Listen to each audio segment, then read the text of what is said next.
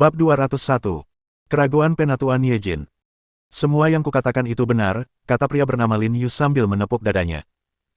Kecepatan reaksi Zhao Yuyan di pintu masuk alam mistik tidak dapat dicapai oleh seseorang di alam pemurnian. Bagus sekali. Tapi kita tidak bisa terburu-buru. Kita tunggu saja. Cahaya aneh melintas di mata Li Baijun, dan pikirannya hampir sama dengan Lin Yu. Dia juga haus akan kesempatan yang didapat Zhao Yuyan. Apa hak seseorang yang hanya bisa membawa sial bagi orang lain untuk menikmati kesempatan seperti itu? Terlebih lagi, berita tentang Zhao Yuyan memasuki alam mistik telah menyebar ke seluruh menara bulan putih. Yang paling membuat semua orang penasaran adalah bagaimana Zhao Yuyan, seorang yang lemah di alam pemurnian tingkat kedua, bisa muncul dari alam mistik tanpa cedera. Setelah keduanya mengobrol sebentar, mereka berdua memilih untuk mengamati situasi secara diam-diam, ingin melihat apakah Zhao Yuyan benar-benar telah mencapai alam transformasi Qi. Namun, saat mereka mendekati halaman bambu, mereka ditemukan oleh Lin Qingping. Meskipun kekuatan Lin Qingping belum pulih sepenuhnya, ia tetaplah seorang ahli alam roh ungu sejati. Bagaimana mungkin jejak mereka bisa disembunyikan darinya? Setelah diserang dari jarak puluhan meter, keduanya terluka parah dalam satu serangan. Namun, Lin Qingping masih cukup takut terhadap tetua kedua di belakang Li Baijun karena tetua itulah yang menyebabkan kematian ayah Zhao Yuyan. Setelah itu, Li Baijun menjadi pucat karena ketakutan. Bukankah Lin Qingping terbaring di tempat tidur? Mengapa dia masih memiliki kekuatan yang begitu mengerikan? Mungkinkah wanita ini hanya berpura-pura? Akan tetapi, apapun kebenarannya, Li Baijun tidak sanggup menanggungnya. Dia memang jalang, tapi berani-beraninya menyakitinya. Dia harus minta gurunya memberi pelajaran yang bagus. Li Baijun bergegas pergi ke kediaman tetua kedua. Menara Bulan Putih, Paviliun Gunung Selatan. Di puncak gunung ini terdapat sebuah istana yang sangat mewah. Ini adalah kediaman tetua kedua, Niejin. Seorang pria berhidung bengkok duduk di singgasana di aula utama. Tatapannya dingin saat menatap Li Baijun yang sedang menangis. Wajah Li Baijun sangat pucat. Darah terus mengalir dari sudut mulutnya. Ia menceritakan kepada Penatua Niejin bagaimana Lin Qingping telah melukainya dengan parah, menuduhnya telah mengabaikan martabat dan reputasi Penatua Niejin. Mendengar ini, mata Penatua Niejin berubah dingin. Bagaimana mungkin dia tidak tahu apa niat muridnya? Hanya saja dia terlalu malas untuk mengungkapkannya. Alasan mengapa Li Baijun berani memfitnah Lin Qingping adalah karena dia telah memperhatikan sikap gurunya terhadap Lin Qingping.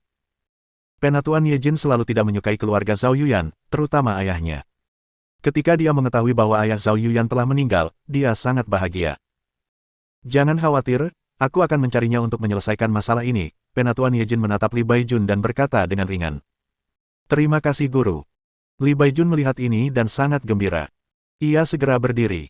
Guru, ada sesuatu yang ingin saya sampaikan kepada Anda. Oh.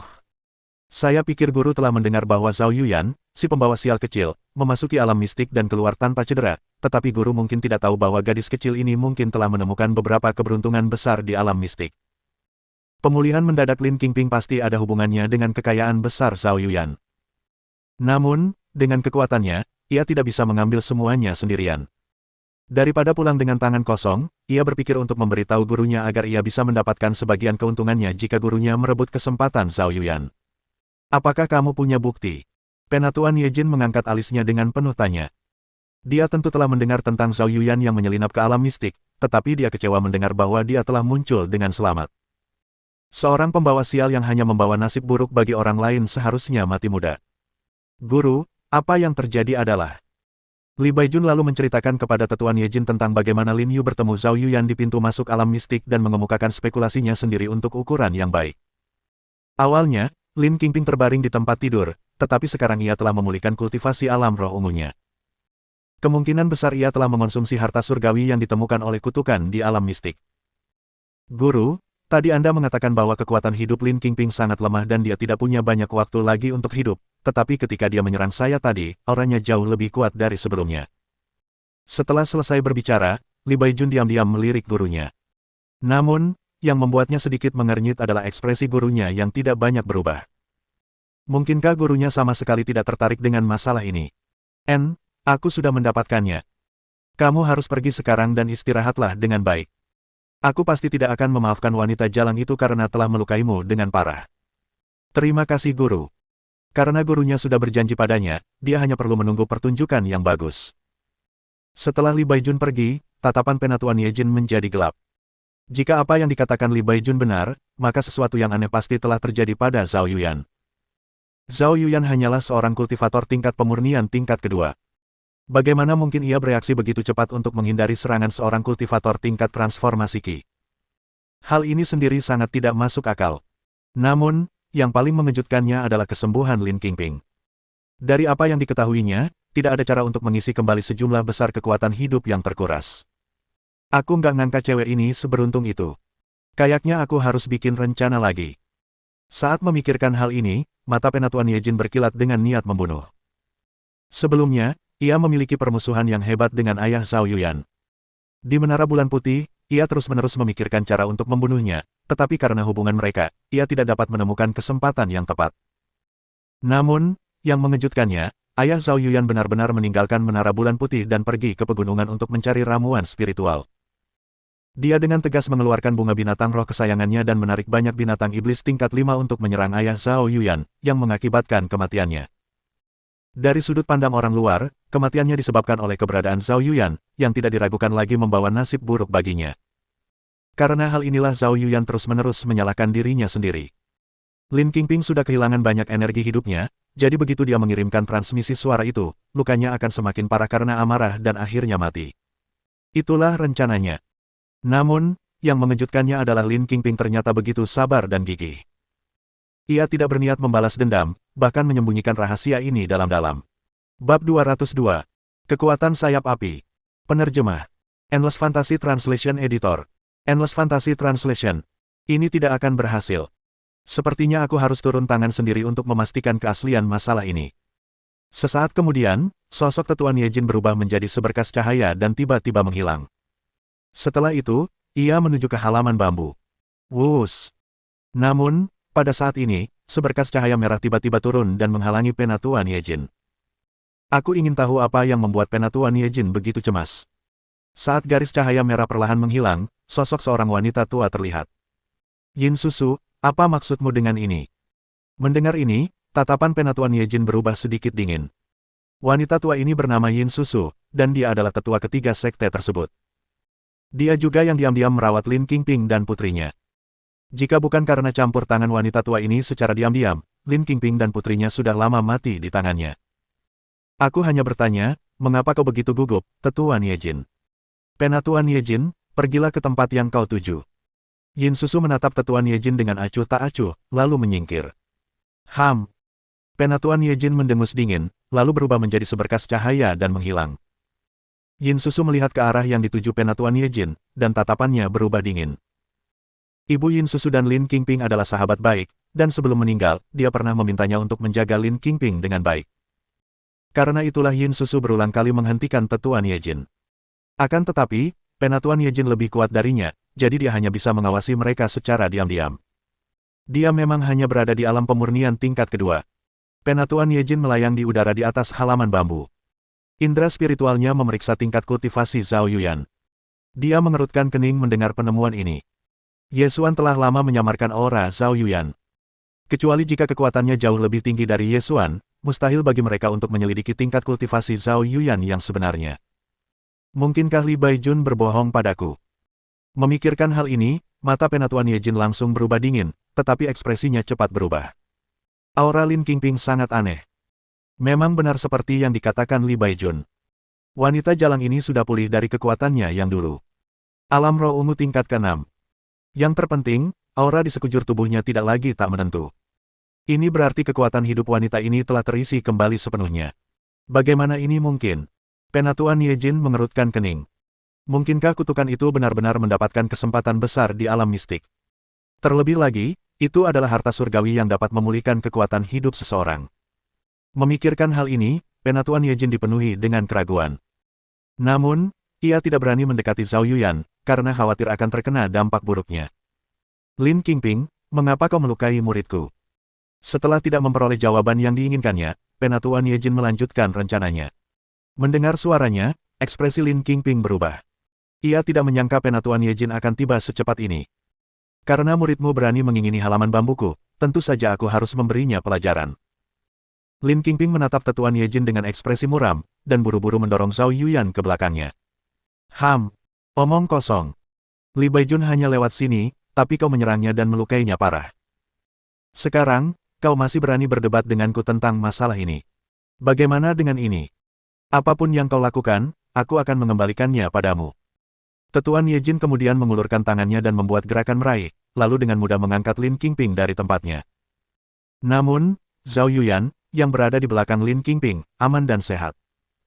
Tidak peduli apapun, Penatua Ye Jin masih cukup takut dengan nasib buruk Zhao Yuyan, jadi dia tentu saja tidak ingin terlalu dekat dengannya. Karena dia tidak sanggup menghadapi kutukan itu, sekalian saja dia melumpuhkan jalang ini. Sebelumnya, ia tidak punya alasan yang tepat untuk menyerang Lin Qingping, tetapi sekarang berbeda. Berkat Li Baijun, ia kini punya alasan yang sah. Tentu saja, dia tidak bisa membunuh Lin Qingping, tetapi dia masih bisa melumpuhkan meridiannya. Penatua Ye Jin. Ekspresi Yin Susu berubah saat dia melihat ini. Dia tidak menyangka Penatua Ye Jin akan benar-benar menyerang Lin Qingping. Lepaskan ibuku. Dasar orang jahat, jangan sentuh ibuku. Melihat ini, Zhao Yuyan berteriak cemas. Yaner, lari, cari Nenek Yin. Lin Qingping dikendalikan oleh kekuatan yang mengerikan dan tidak bisa bergerak sama sekali. Ia hanya bisa berteriak. Tak ada yang bisa ia lakukan. Jarak antara seorang kultivator alam roh ungu tingkat 6 dan seorang kultivator alam inti emas tahap awal bagaikan jurang yang tak terjembatani. Jika pihak lain ingin membunuhnya, itu semudah menginjak semut. Penatua Ye Jin mengabaikan teriakan Zhao Yuyan. Sua. Yin Susu, yang tidak jauh darinya, berubah menjadi seberkas cahaya dan terbang menuju Penatua Ye Jin. Ketika Penatua Ye Jin melihat ini, dia mendengus dingin. Wanita tua, kamu terlalu lambat. Selama dia menggerakkan tangannya sedikit, meridian Lin Qingping akan lumpuh. Namun, beberapa saat kemudian, firasat kematian tiba-tiba menyelimutinya. Ini tidak berasal dari Lin Qingping, juga tidak berasal dari Yin Susu, tetapi dari Zhao Yuyan yang biasa-biasa saja di bawah. Mustahil. Bagaimana mungkin ini kutukan? Ekspresi Penatua Ye Jin berubah drastis. Tubuh Zhao Yuyan tiba-tiba memancarkan aura yang kuat saat ia melayang ke udara. Badai yang sangat dahsyat muncul di sekelilingnya, dan sebuah tanda terang tiba-tiba muncul di dahinya. Saat tanda itu berubah menjadi seberkas cahaya dan meledak, seekor burung besar tiba-tiba muncul entah dari mana. Sayap api. Binatang iblis tingkat 5, kekuatannya setara dengan seorang kultivator alam inti emas. Pekik. Burung api itu mengeluarkan pekikan keras saat mengepakkan sayapnya yang besar. Apa? Terlepas dari apakah itu Penatua Ye Jin, Yin Susu, atau Lin Qingping, mata mereka dipenuhi dengan ketidakpercayaan pada saat ini. Binatang iblis ini memancarkan aura yang amat menakutkan, bahkan lebih kuat dari milik Tetua Ye Jin. Kecuali Zhao Yuyan, mata semua orang dipenuhi dengan keterkejutan. Namun, Penatua Ye Jin masih seorang ahli sejati di ranah inti emas. Ia segera tersadar dan berubah menjadi seberkas cahaya saat melarikan diri ke arah menara bulan putih. Namun, bagaimana mungkin sayap api membiarkannya pergi? Ia jelas merasakan kemarahan tuannya barusan. Orang itu harus mati. Bab 203. Orang besar itu tidak akan menggantungku dan memukulku, kan? Penerjemah. Endless Fantasy Translation Editor. Endless Fantasy Translation. Pekik. Api hijau yang mengerikan berkumpul di dalam mulut Firewing, lalu dimuntahkan sebagai semburan api yang menyapu ke arah Penatua Ye Jin. Tidak bagus. Ketika Penatua Ye Jin melihat ini, dia panik. Serangan ini sekuat serangan kekuatan penuh seorang kultivator tingkat menengah di alam inti emas. Dengan tingkat kultivasinya, ia tak mampu menahannya. Dia buru-buru menghancurkan token giok pelindung di cincin penyimpanannya. Disertai kilatan cahaya terang, penghalang energi menyelimuti tubuhnya. Ledakan. Kobaran api menghantam penghalang energi. Meskipun penghalang itu bergetar dan berguncang, ia tetap bertahan pada akhirnya. Tuan Menara, tolong selamatkan aku. Penatua Ye Jin berteriak ketakutan. Faktanya, sebelum Penatua Ye Jin sempat berteriak minta tolong, penguasa Menara Bulan Putih telah merasakan energi mengerikan ini. Beberapa saat kemudian, seorang pria parubaya berjubah biru muncul di langit. Ia adalah penguasa Menara Bulan Putih, Dai Weibo, seorang ahli tingkat atas di tahap akhir alam inti emas. Pekik. Firewing mengeluarkan pekikan panjang dan menatap Dai Weibo dengan ketakutan di matanya. Ia bisa dengan jelas merasakan bahwa kekuatan pria parubaya ini melebihi dirinya sendiri. Namun, demi memenuhi permintaan tuannya, ia tetap maju tanpa ragu. Binatang buas. Melihat ini, Dai Weibo berteriak dingin.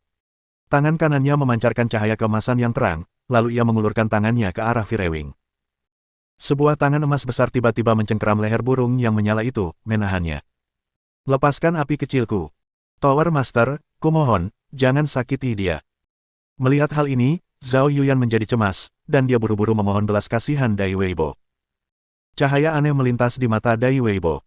Mungkinkah ini tunggangan Zhao Yuyan? Bagaimana mungkin seorang kultivator alam pemurnian tingkat 2 memiliki tunggangan yang begitu mengerikan? Siapa sebenarnya yang ada di balik gadis ini? Alasan mengapa Dai Weibo tidak membunuh Firewing adalah karena dia langsung memikirkan implikasi dari masalah ini. Mengingat kekuatan gadis ini, mustahil baginya untuk membuat kontrak dengan binatang iblis sekuat itu, yang artinya hanya satu hal. Ada kehidupan yang mengerikan di balik gadis ini. Dia tidak tahu persis seperti apa kekuatan lawannya, tetapi kekuatannya pasti jauh melampaui dirinya. Kalau tidak, bagaimana mungkin lawannya bisa membuat binatang iblis di alam inti emas tunduk pada seorang kultivator di alam pemurnian? Yang lebih penting lagi, bahkan di bawah kendalinya, binatang iblis ini masih berjuang mati-matian. Keberadaan yang tidak terkendali seperti itu hanya bisa dijinakkan oleh seorang ahli alam kesatuan. Tuan Menara, jangan lepaskan. Tak jauh dari sana, wajah Penatuan Yejin menyembunyikan kepanikannya. Jika penguasa menara melepaskannya, bukankah dia akan mati? Kembalilah ke Menara Bulan Putih dulu, kata Dai Weibo kepada Penatuan Yejin dengan acuh tak acuh. Ketika Penatuan Yejin mendengar ini, dia menatap Firewing dengan ekspresi enggan. Kekuatan monster iblis ini sangat mengerikan. Jika dia tidak mati di sini, pasti akan ada banyak masalah baginya di masa depan. Dia tidak menyangka Zhao Yuyan akan tertular binatang iblis yang begitu mengerikan. Mungkinkah ini kesempatan yang didapat gadis ini di alam mistik? Atau mungkinkah ada kehidupan yang mengerikan di balik gadis ini? Tidak peduli apapun hasilnya, saat ini, dia tidak punya waktu untuk berpikir. Setelah itu, Penatuan Yejin dengan tegas memilih untuk berlari kembali ke Menara Bulan Putih dan bersembunyi di istananya. Baru setelah Penatuan Yejin pergi, Dai Weibo memilih untuk melepaskan Firewing. Pekik. Saat Firewing mendapatkan kembali kebebasannya, ia melepaskan api hijau yang mengerikan dan mengejar Penatuan Yejin. Api kecil, cepat kembali. Pada saat ini, suara Zhao Yuyan berbicara. Firewing berhenti dan berubah menjadi seberkas cahaya yang memasuki dahi Zhao Yuyan. Little Flame adalah nama yang diberikan Zhao Yuyan pada Firewing. Zhao Yuyan tahu bahwa selama Dai Weibo masih ada, Miyamoto Niejin tidak akan mati. Ketika Dai Weibo melihat Firewing berubah menjadi seberkas cahaya dan memasuki dahi Zhao Yuyan, dia menyipitkan matanya. Dia benar-benar melihat gadis kecil ini memegang token giok. Meskipun dia tidak dapat merasakan kekuatan yang terkandung dalam token giok itu, intuisinya mengatakan kepadanya bahwa jika kekuatan dalam token giok itu dilepaskan sepenuhnya, bahkan dia mungkin tidak dapat memblokirnya. Mungkinkah jika dia tidak memilih melepaskan Firewing sekarang, gadis ini akan menghancurkan token giok itu? Mata Dai Weibo berkedip. Token giok kebal terhadap pemeriksaan indera spiritual dari kultivator lain. Selama seseorang tidak menghancurkan token giok, tidak seorang pun akan mengetahui besarnya kekuatan yang tersimpan dalam token giok tersebut. Oleh karena itu, Dai Weibo hanya merasakan bahaya melalui intuisinya. Namun, dia tidak tahu bahwa begitu token giok itu dihancurkan, bukan saja dapat membunuhnya seketika, tetapi juga dapat menghancurkan seluruh Menara Bulan Putih. Namun, Dai Weibo tetap memilih untuk berhenti.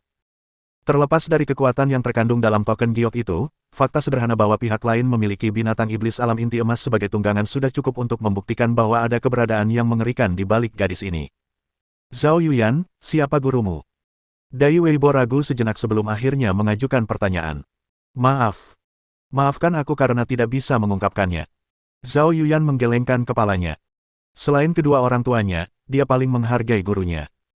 Lagi pula, jika bukan karena kenyataan bahwa ibunya sedang dalam situasi hidup dan mati, dia tidak akan melepaskan Firewing. Meskipun Zhao Yuyan masih muda, dia tahu bahwa jika dia mengungkapkan identitas gurunya, pihak lain mungkin menggunakannya untuk mendatangkan masalah kepada gurunya. Dai Weibo menyipitkan mata dan menatap Zhao Yuyan dalam-dalam. Kemudian, ia berubah menjadi seberkas cahaya dan menghilang. Pada saat yang sama, Dai Weibo memikirkan apakah dia telah menyinggung Zhao Yuyan sebelumnya. Sebagai seseorang yang mampu menjadi pemimpin sekte besar, kepribadian Dai Weibo tentu saja sangat berhati-hati. Sekarang setelah dia tahu bahwa kemungkinan besar ada keberadaan yang mengerikan di balik Zhao Yuyan, dia tentu harus membuat rencana. Seperti yang kita semua tahu, para kultivator mengerikan itu memiliki kepribadian yang sangat aneh. Mereka bisa dibilang temperamental, dan beberapa ahli sangat protektif terhadap diri mereka sendiri. Jika mereka tahu murid mereka telah dianiaya, bukankah mereka akan langsung menggantung dan memukulinya? Sepertinya aku tidak melakukan sesuatu yang berlebihan, kan? Dai Weibo mengusap dagunya dan mulai berpikir serius. Masalah Zhao Yuyan yang membawa nasib buruk kepada orang lain memang telah memicu rasa jijik dan kutukan dari banyak sekali kultivator menara bulan putih. Namun, ia tidak berpartisipasi di dalamnya. Tentu saja, ia juga tidak menghentikannya. Bab 204. Pernahkah kau mendengar tentang Ye Xuan? Penerjemah. Endless Fantasy Translation Editor. Endless Fantasy Translation. Menara bulan putih, istana kepala menara. Keberadaan di belakang gadis ini tidak akan melampiaskannya padaku, kan? Memikirkan hal ini, Dai Weibo merasa gelisah. Tidak. Aku harus bertanya lebih detail pada orang itu. Dia seharusnya punya informasi lebih banyak tentang masalah ini. Yaner, apakah burung besar itu diberikan kepadamu oleh gurumu? Lin Qingping mendarat di tanah dan menatap Zhao Yuyan dengan kaget. Binatang iblis tingkat 5. Makhluk itu sebanding dengan seorang kultivator alam inti emas tingkat menengah, namun makhluk kuat ini adalah tunggangan putri kesayangannya. Bukankah ini terlalu konyol? Zhao Yuyan telah menceritakan kepada Lin Qingping segala sesuatu yang terjadi di alam mistik, termasuk pemberian tunggangan kontraktual. Namun, Lin Qingping tidak terlalu memperhatikannya saat itu. Ia berpikir bahwa itu hanyalah monster yang telah mencapai esensi sejati. Tak pernah dalam mimpinya yang terliar dia membayangkan bahwa Firewing akan begitu mengerikan hingga mampu mengalahkan Elder Niejin. Jika Penatuan Niejin tidak menggunakan token giok pelindungnya sekarang, dia mungkin sudah mati karena api hijau itu. Ya. Guru memperlakukan Yaner dengan sangat baik. Dia bahkan memberiku token giok khusus sebagai kartu truf. Zhao Yuyan berkedip, lalu mengangkat token giok di tangannya. Apa? Melihat ini, pupil mata Lin Qingping tiba-tiba mengecil. Meskipun dia tidak dapat merasakan kekuatan yang terkandung dalam token giok itu, dilihat dari seberapa kuatnya Firewing itu, kartu truf yang ditinggalkan Ye Xuan untuk Zhao Yuyan jelas luar biasa. Dia tidak menyangka gurunya ini akan memperlakukannya dengan baik. Ia belum pernah melihat seorang guru memperlakukan muridnya sebaik ini. Guru itu tidak hanya memberinya berbagai macam kartu as, tetapi juga memberikannya kekuatan spiritual. Tentu saja, karena Ye Xuan telah menyembunyikan aura Zhao Yuyan, Lin Qingping awalnya tidak menyadari bahwa putri kesayangannya telah mencapai alam transformasi Qi tingkat ke-10. Namun, setelah mengamatinya selama beberapa hari terakhir, Lin Qingping juga menyadari ada sesuatu yang tidak beres. Keterampilan putrinya jauh lebih baik daripada sebelumnya, dan bahkan ada beberapa gerakan yang hanya dapat dilakukan oleh kultivator alam transformasi Qi. Hah! Lin Qingping menarik napas dalam-dalam dan menjadi semakin ingin tahu tentang guru putrinya. Di puncak gunung tak jauh dari sana, Yin Susu masih dalam keadaan syok. Gadis ini benar-benar tertular binatang iblis sebesar itu. Bagaimana dia bisa tertular? Apakah itu diberikan kepadanya oleh seorang ahli? Binatang iblis terbang tingkat tinggi itu liar dan tak terkendali. Dalam keadaan normal, hanya para ahli alam kesatuan yang bisa menaklukkan mereka. Ternyata ada ahli alam kesatuan di belakang gadis ini. Yin Susu dipenuhi keraguan. Namun, karena ia juga takut akan nasib buruk Zhao Yuyan, ia tidak pergi untuk menanyakannya. Setelah melihat-lihat sebentar, ia pun pergi. Paviliun Selatan, Istana Tetua Niejin. Makhluk keji. Kau hampir membunuhku. Memikirkan Li Baijun, Tetua Niejin menjadi sangat marah. Awalnya dia mengira bahwa dia bisa mendapatkan beberapa keuntungan dari masalah ini sambil menyelesaikan beberapa dendam lama. Dia tidak menyangka Zhao Yuyan memiliki tunggangan yang begitu menakutkan. Bahkan sekarang, Penatuan Niejin masih takut. Dia tidak tahu bagaimana Zhao Yuyan mendapatkan binatang iblis yang begitu menakutkan. Setidaknya, sebelum gadis ini memasuki dunia mistik, dia jelas tidak memiliki kartu truf seperti itu. Mungkinkah gadis ini bertemu dengan makhluk mengerikan di alam mistik, dan pihak lain telah memberinya binatang iblis ini? Sua. Saat Penatuan Niejin tengah tenggelam dalam pikirannya, seberkas cahaya terang melintas, dan sosok Dai Weibo pun muncul. Tuan Menara. Penatuan Niejin, apakah Anda tahu asal-usul tunggangan Zhao Yuyan? Dai Weibo tidak bertele-tele dan langsung ke intinya. Aku juga tidak yakin, tapi kemungkinan besar dia mendapatkannya di alam mistik setan bulan. Penatuan Niejin tidak berani menyembunyikan apapun dari Dai Weibo dan mengulangi semua yang dikatakan Li Baijun kepadanya. Alam mistik setan bulan. Dai Weibo menyipitkan matanya saat mendengar ini. Dia tidak menyangka Penatuan Niejin tidak memberikan detail spesifiknya. Bagaimana dia bisa menghindari kemarahan ahli itu sekarang? Lupakan. Setelah beberapa lama, Dai Weibo mendesah dalam-dalam. Setidaknya mulai sekarang, dia harus menghindari menyinggung Zhao Yuyan, dan dia harus menjauhkan Penatuan Niejin dari pasangan ibu dan anak itu. Tentu saja, Penatuan Niejin tidak akan berani mendekat. Sayap api bisa dengan mudah membakarnya menjadi abu. Namun, permusuhan antara kedua belah pihak telah terbentuk. Apakah Penatuan Niejin dapat bertahan hidup bergantung pada sikap ahli di belakang Zhao Yuyan? Baiklah, apakah kamu sudah mendengar tentang Yesuan? Dai Weibo tampaknya teringat sesuatu, lalu tatapannya tertuju pada Penatua Niejin. Sejak alam mistik ditutup, nama Yesuan telah menyebar kemana-mana dan kini bergema di seluruh wilayah Nanzu. Tentu saja aku pernah mendengarnya. Tetua Niejin mengangguk. Dikatakan bahwa bakat yang ditunjukkan Yesuan bahkan lebih mengerikan daripada penguasa gerbang ilahi, kultivator terkuat di wilayah Nanzu saat ini, eksistensi puncak. Kultivator bernama Yesuan ini benar-benar mengalahkan master gerbang ilahi dalam hal bakat. Terlebih lagi, usianya baru 20 tahun, dan ia memiliki kekuatan yang cukup untuk merobek ruang angkasa. Informasi ini mengejutkan siapapun yang mendengarnya. Mereka semua pernah memasuki alam mistik setan bulan di masa muda mereka, jadi mereka tentu tahu betapa mengerikannya tingkat kesulitan menara surga. Karena itu pula mereka secara alamiah mengetahui betapa pentingnya masalah ini. Yesuan sudah memiliki kekuatan untuk menghancurkan seluruh kekaisaran langit radiani. Bakat Yesuan memang langka, tapi kudengar dia membunuh sesepuh sekte luar kuil bulan darah di alam mistik. Sayang sekali. Benar sekali. Meskipun kuil bulan darah bukanlah kekuatan terkuat di wilayah Nanzu, mereka pasti akan membalas dendam sekecil apapun. Meskipun bakat Yesuan sangat luar biasa, dia mungkin tidak akan bisa lepas dari genggaman mereka. Bab 205. Menjadi lebih kuat. Penerjemah. Endless Fantasy Translation Editor. Endless Fantasy Translation. 2 hari lagi, seorang anggota keluarga kerajaan Kekaisaran Langit Cerah akan datang ke Menara Bulan Putih untuk memilih kultivator berbakat untuk bergabung dengan Sekte Dewa Nether. Cepat persiapkan murid-muridmu. Dai Weibo terbatuk dan kemudian mengemukakan masalah penting. Bolehkah aku tahu siapa anggota keluarga kerajaan yang dibicarakan oleh Tower Lord? Tanya Penatua Niejin. Itu adalah Raja Langit Berdaulat yang bersinar. Dai Weibo melirik Penatua Niejin sebelum berubah menjadi seberkas cahaya dan menghilang. Raja Langit bercahaya. Mata Tetua Niejin berbinar saat mendengar ini. Ada harapan kali ini. Ia khawatir Zhao Yuyan memiliki ahli alam kesatuan di belakangnya, yang berarti ia akan hancur. Namun, ketika ia mendengar bahwa Raja Langit Berdaulat akan datang, secercah harapan muncul di hatinya. Dulu, ayahnya pernah membantu Raja Langit bercahaya. Kini setelah ayahnya meninggal, tentu saja kebaikan ini jatuh padanya. Awalnya, Penatua Niejin enggan menggunakannya, tetapi sekarang karena ini adalah situasi hidup dan mati, dia tidak punya pilihan dalam masalah ini. Binatang iblis milik Zhao Yuyan saja mampu menghancurkannya, apalagi keberadaan di belakangnya. Di seluruh Kekaisaran Langit Cerah, Raja Penguasa Langit Cerah tidak diragukan lagi adalah yang terkuat. Selama dia menggunakan bantuan itu, Raja Langit Berdaulat tidak akan hanya duduk diam dan menonton.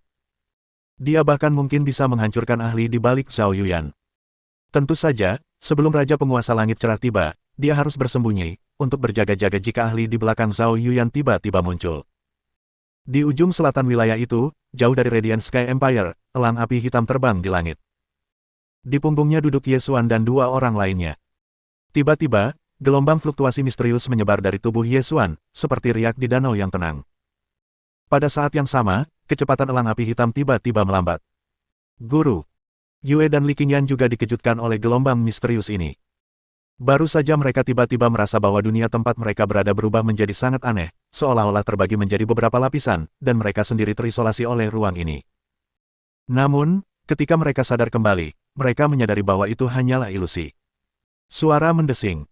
Pada saat yang sama, Yesuan perlahan membuka matanya dan menghembuskan napas. Menatap kedua murid yang terkejut di depannya, senyum tersungging di sudut mulut Yesuan, tetapi dia tidak menjelaskan.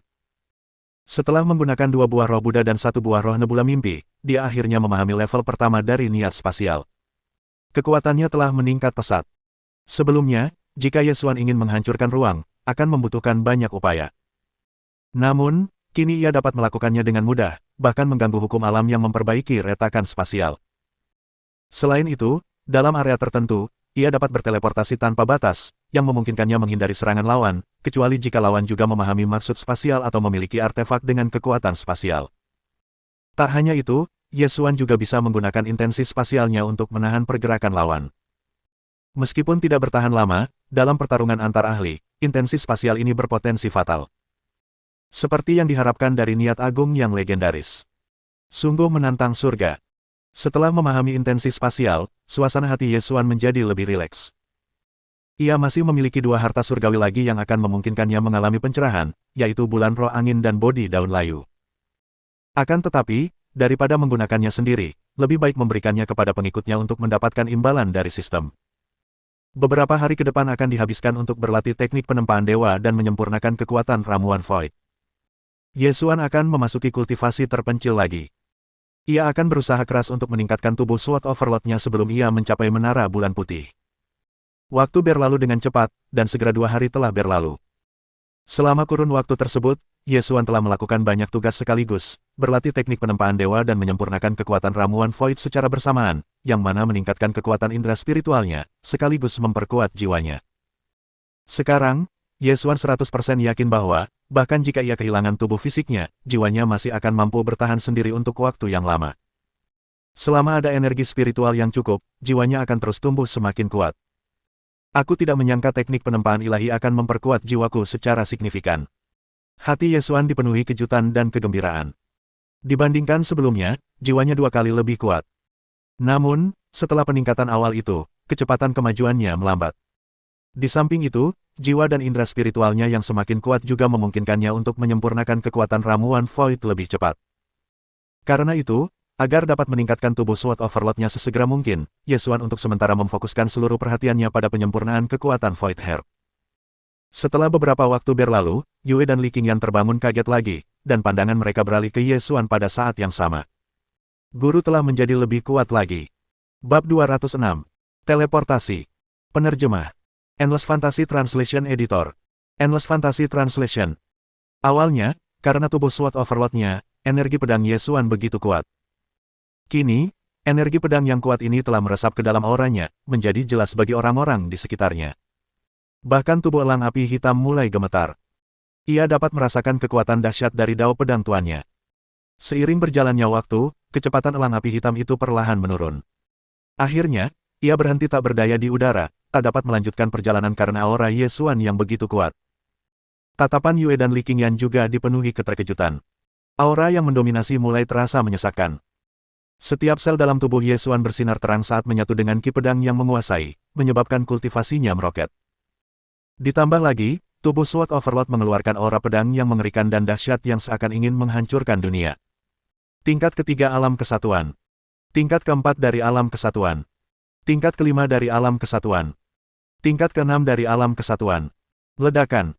Tanah berguncang dan gunung-gunung bergetar. Bus. Elang api hitam tidak mampu lagi menahan aura mengerikan ini, dan ia pun jatuh dari langit. Guru. Ekspresi Yue dan Li Qingyan berubah saat mereka melihat ini. Bus. Tubuh besar elang api hitam berubah menjadi seberkas cahaya hitam yang melesat ke tanah. Namun, beberapa saat kemudian, tubuhnya yang turun dengan cepat itu tiba-tiba diselimuti oleh kekuatan lembut tak terlihat, yang melilit tubuh semua orang. Ye Xuan berdiri di udara, seluruh tubuhnya memancarkan cahaya keemasan yang menyilaukan. Namun, matanya masih tertutup, dan pada saat yang sama, auranya masih meningkat.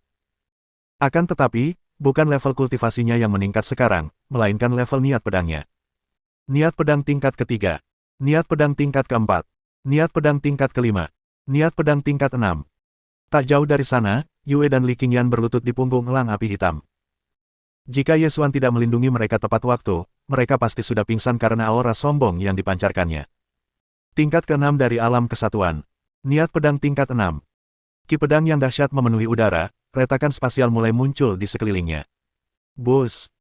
Mata Ye Xuan yang tertutup rapat tiba-tiba terbuka dan, pada detik itu, Yue dan Li Qingyan tampak melihat cahaya kacau yang sangat misterius.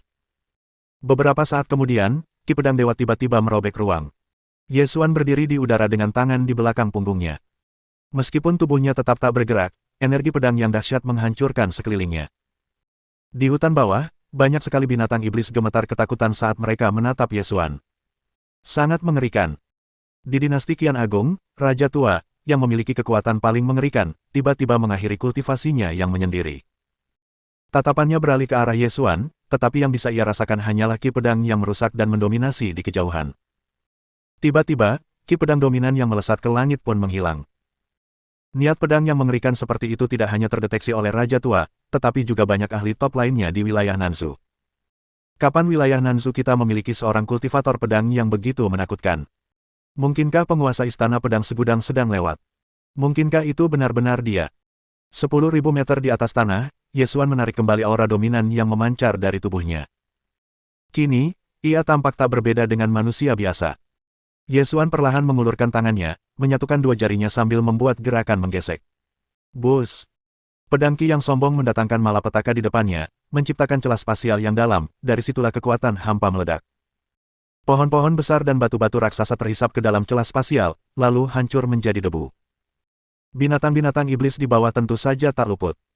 Semakin besar retakan spasial, semakin mengerikan kekuatan kekosongan yang dimilikinya. Namun, di bawah perlindungan Yesuan, elang api hitam, Yue, dan Li Qingyan tidak terpengaruh. Kemudian, Yesuan melambaikan lengan bajunya, dan retakan spasial yang besar itu perlahan tertutup, membawa serta kekuatan kehampaan. Suara mendesing. Elang api hitam berubah menjadi seberkas cahaya hitam dan menghilang di dahi Yesuan. Sekarang setelah dia berhasil mencapai alam kesatuan tingkat ke-6, kecepatannya sendiri lebih cepat dari elang api hitam. Kemudian, ia berjalan mendekati kedua muridnya dan meletakkan tangannya di bahu mereka. Ayo pergi. Yesuan segera mulai berteleportasi. Ini pasti akan menghemat banyak waktu. Ketika murid-muridnya menyaksikan niat spasial Yesuan bekerja, mereka tercengang dan takjub. Guru bisa teleportasi. Sampai tingkat manakah kekuatan guru? Ada dua alasan mengapa Yesuan memilih menggunakan niat spasial. Pertama, ini akan menghemat waktu, dan kedua, ini akan memberi murid-muridnya kesempatan untuk memahami maksud spasial. Bab 207. Seleksi. Penerjemah. Endless Fantasy Translation Editor. Endless Fantasy Translation. Sementara Yesuan dan yang lainnya berteleportasi jarak pendek saat mereka menuju ke Radiant Sky Empire, White Moon Tower tengah menyambut acara khusus. Alasannya sederhana. Raja Langit Berdaulat datang ke Menara Bulan Putih untuk secara pribadi memilih kultivator muda berbakat untuk Sekte Dewa Nether. Sekte Dewa Nether merupakan faksi super di wilayah Nanzu, dan Kekaisaran Langit Cemerlang merupakan salah satu kekuatan bawahan mereka. Di mata para kultivator Kekaisaran Langit Cerah, bergabung dengan Sekte Dewa Nether adalah kesempatan yang bergengsi. Semua orang berharap mereka akan terpilih saat ini, meskipun hanya sebagai murid sekte luar. Lagi pula, bahkan sebagai murid sekte luar, mereka akan menerima lebih banyak sumber daya kultivasi daripada sebagai murid sekte dalam, bahkan di sekte terkuat di Kekaisaran Langit Bercahaya. Inilah jalan mereka menuju kesuksesan. Bahkan murid sekte luar terlemah dari Sekte Dewa Nether pun akan dianggap sebagai jenius tak tertandingi di Kekaisaran Langit Cerah.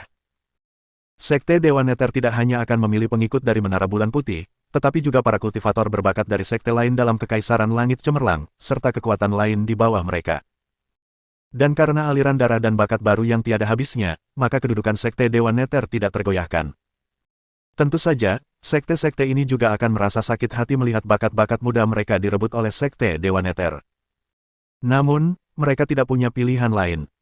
Kekuatan adalah segalanya di dunia ini. Pada saat ini, banyak sekali kultivator berkumpul di tempat latihan Menara Bulan Putih. Seorang pria parubaya berbaju zirah emas duduk di singgasana megah yang menghadap ke lapangan latihan. Ia memancarkan aura bermartabat dan sikap seseorang yang berkuasa dan berpengaruh. Sang Master Menara dan para tetua lainnya duduk di sebelah kanan dan kirinya, menyaksikan persaingan antar kultivator di bawah. Pria ini adalah Raja Penguasa Langit Cerah, yang merupakan ahli alam kesatuan tingkat kedua. Seperti yang diharapkan dari Pangeran Ketujuh. Dia memiliki tingkat kultivasi yang mengerikan di usia yang begitu muda. Masa depannya tak terbatas. Ada kemiripan antara Pangeran Ketujuh dan Raja Berdaulat ketika beliau masih muda. Beliau tidak hanya berbakat, tetapi juga memiliki temperamen yang luar biasa. Bahkan di wilayah Nanzu, beliau bisa dianggap jenius. Mata para tetua Menara Bulan Putih tertuju pada seorang kultivator muda berbaju zirah ungu. Tentu saja, semua ini dikatakan hanya untuk menyenangkan Raja Langit Berdaulat Cerah. Meskipun anak ini berbakat, itu hanya dari sudut pandang Kekaisaran Langit Cerah kita. Bagaimana mungkin dia bisa dibandingkan dengan yang terberkati surga teratas di wilayah Nanzu? Dia jauh lebih rendah dari mereka. Meski berkata demikian, Raja Langit Berdaulat Radiant tetap tersenyum. Jelaslah bahwa dia cukup puas dengan kinerja Pangeran Ketujuh. Pada usia 18 tahun, Pangeran Ketujuh telah mencapai alam roh ungu. Kini, ia telah menjadi murid pribadi sesepuh sekte dalam Sekte Dewa Nether. Prestasinya di masa depan pasti akan melampaui pencapaiannya sendiri. Alasan mengapa dia memilih membawa Pangeran Ketujuh ke sini adalah untuk menunjukkan kepada para kultivator Menara Bulan Putih seperti apa seorang yang terberkati surga. Oleh karena itu, meskipun Raja Langit Berdaulat tahu bahwa para tetua itu sedang menyanjungnya, dia tetap gembira. Raja yang berdaulat terlalu rendah hati. Para tetua semuanya tahu bahwa Pangeran Ketujuh gagal masuk dalam peringkat jenius wilayah Nanzu karena dia masih muda. Bakat Pangeran Ketujuh sangat luar biasa, dan kehadirannya di peringkat masa depan sudah pasti. Di wilayah Nanzhou, hanya Jian Tianan dari Istana Pedang Segudang dan Gong Sun Yao dari keluarga Gong Sun yang dapat disebut sebagai orang yang diberkati surga yang tiada taraf. Oh benar. Dan Ye Xuan yang mengguncang seluruh wilayah Nanzhou. Saat dia menyebut nama Ye Xuan, seberkas cahaya aneh melintas di mata Raja Penguasa Langit Cerah. Selama kurun waktu ini, para kultivator di daerah Nanzhou ramai berdiskusi mengenai Ye Xuan, mengatakan bahwa ia adalah seorang jenius tak tertandingi yang telah melampaui penguasa gerbang ilahi. Meskipun Raja Langit bersinar puas dengan bakat Pangeran Ketujuh, kebenaran ada di depannya. Dibandingkan dengan 10 jenius teratas dalam peringkat, Pangeran Ketujuh masih kurang, terutama dibandingkan dengan seseorang seperti Ye Xuan, yang telah menyelesaikan ujian terakhir Menara Surga. Yang mengejutkan Raja Penguasa Langit Cerah adalah, di usianya yang baru 20 tahun, Ye Xuan bahkan memiliki kekuatan untuk membunuhnya. Kamu Xuan, kamu Xuan, kamu Xuan. Ketika Master Menara dan para tetua mendengar Raja Langit Bercahaya menyebut Ye Xuan, mereka pun tercengang. Prestasinya adalah sesuatu yang belum pernah mereka saksikan seumur hidup mereka. Siapakah yang tahu seberapa jauh Ye Xuan bisa melangkah? Siwer, kemarilah. Raja Langit Berdaulat Cerah tidak membahas topik itu, tetapi memanggil Pangeran Ketujuh. Mendengar ini, Pangeran Ketujuh melangkah maju dan terbang ke panggung tinggi di atas tempat latihan, lalu duduk di sebelah para tetua Menara Bulan Putih. Kompetisi seleksi telah berakhir. Caranya sederhana dan brutal, yaitu meminta para kultivator Menara Bulan Putih menantang Pangeran Ketujuh. Tentu saja tidak ada satupun yang mampu mengalahkannya, tetapi evaluasi dilakukan berdasarkan bagaimana penampilan mereka melawannya. Jika mereka bisa mendapat pengakuan dari Raja Penguasa Langit Cerah, mereka secara alami akan terpilih untuk bergabung dengan Sekte Dewa Nether. Kau ikut aku ke Sekte Dewa Nether nanti. Raja Langit Berdaulat menunjuk ke arah seorang pemuda. Ah, ini benar-benar aku. Orang terpilih itu gemetar, dan matanya dipenuhi ketidakpercayaan. Ketika para petani di sekitar melihat ini, wajah mereka penuh dengan rasa iri dan cemburu. Mengapa bukan mereka yang melakukannya? Ya, kemarilah. Raja Langit Bercahaya mengangguk sambil tersenyum. Setelah pemuda itu menerima konfirmasi dari Raja yang berdaulat, dia memperlihatkan ekspresi gembira. Dia dulunya adalah murid pribadi yang berbakat dari tetua kelima Menara Bulan Putih. Namun, kini situasinya berbeda. Dia telah memenuhi syarat. Dia bisa bergabung dengan Sekte Dewa Nether.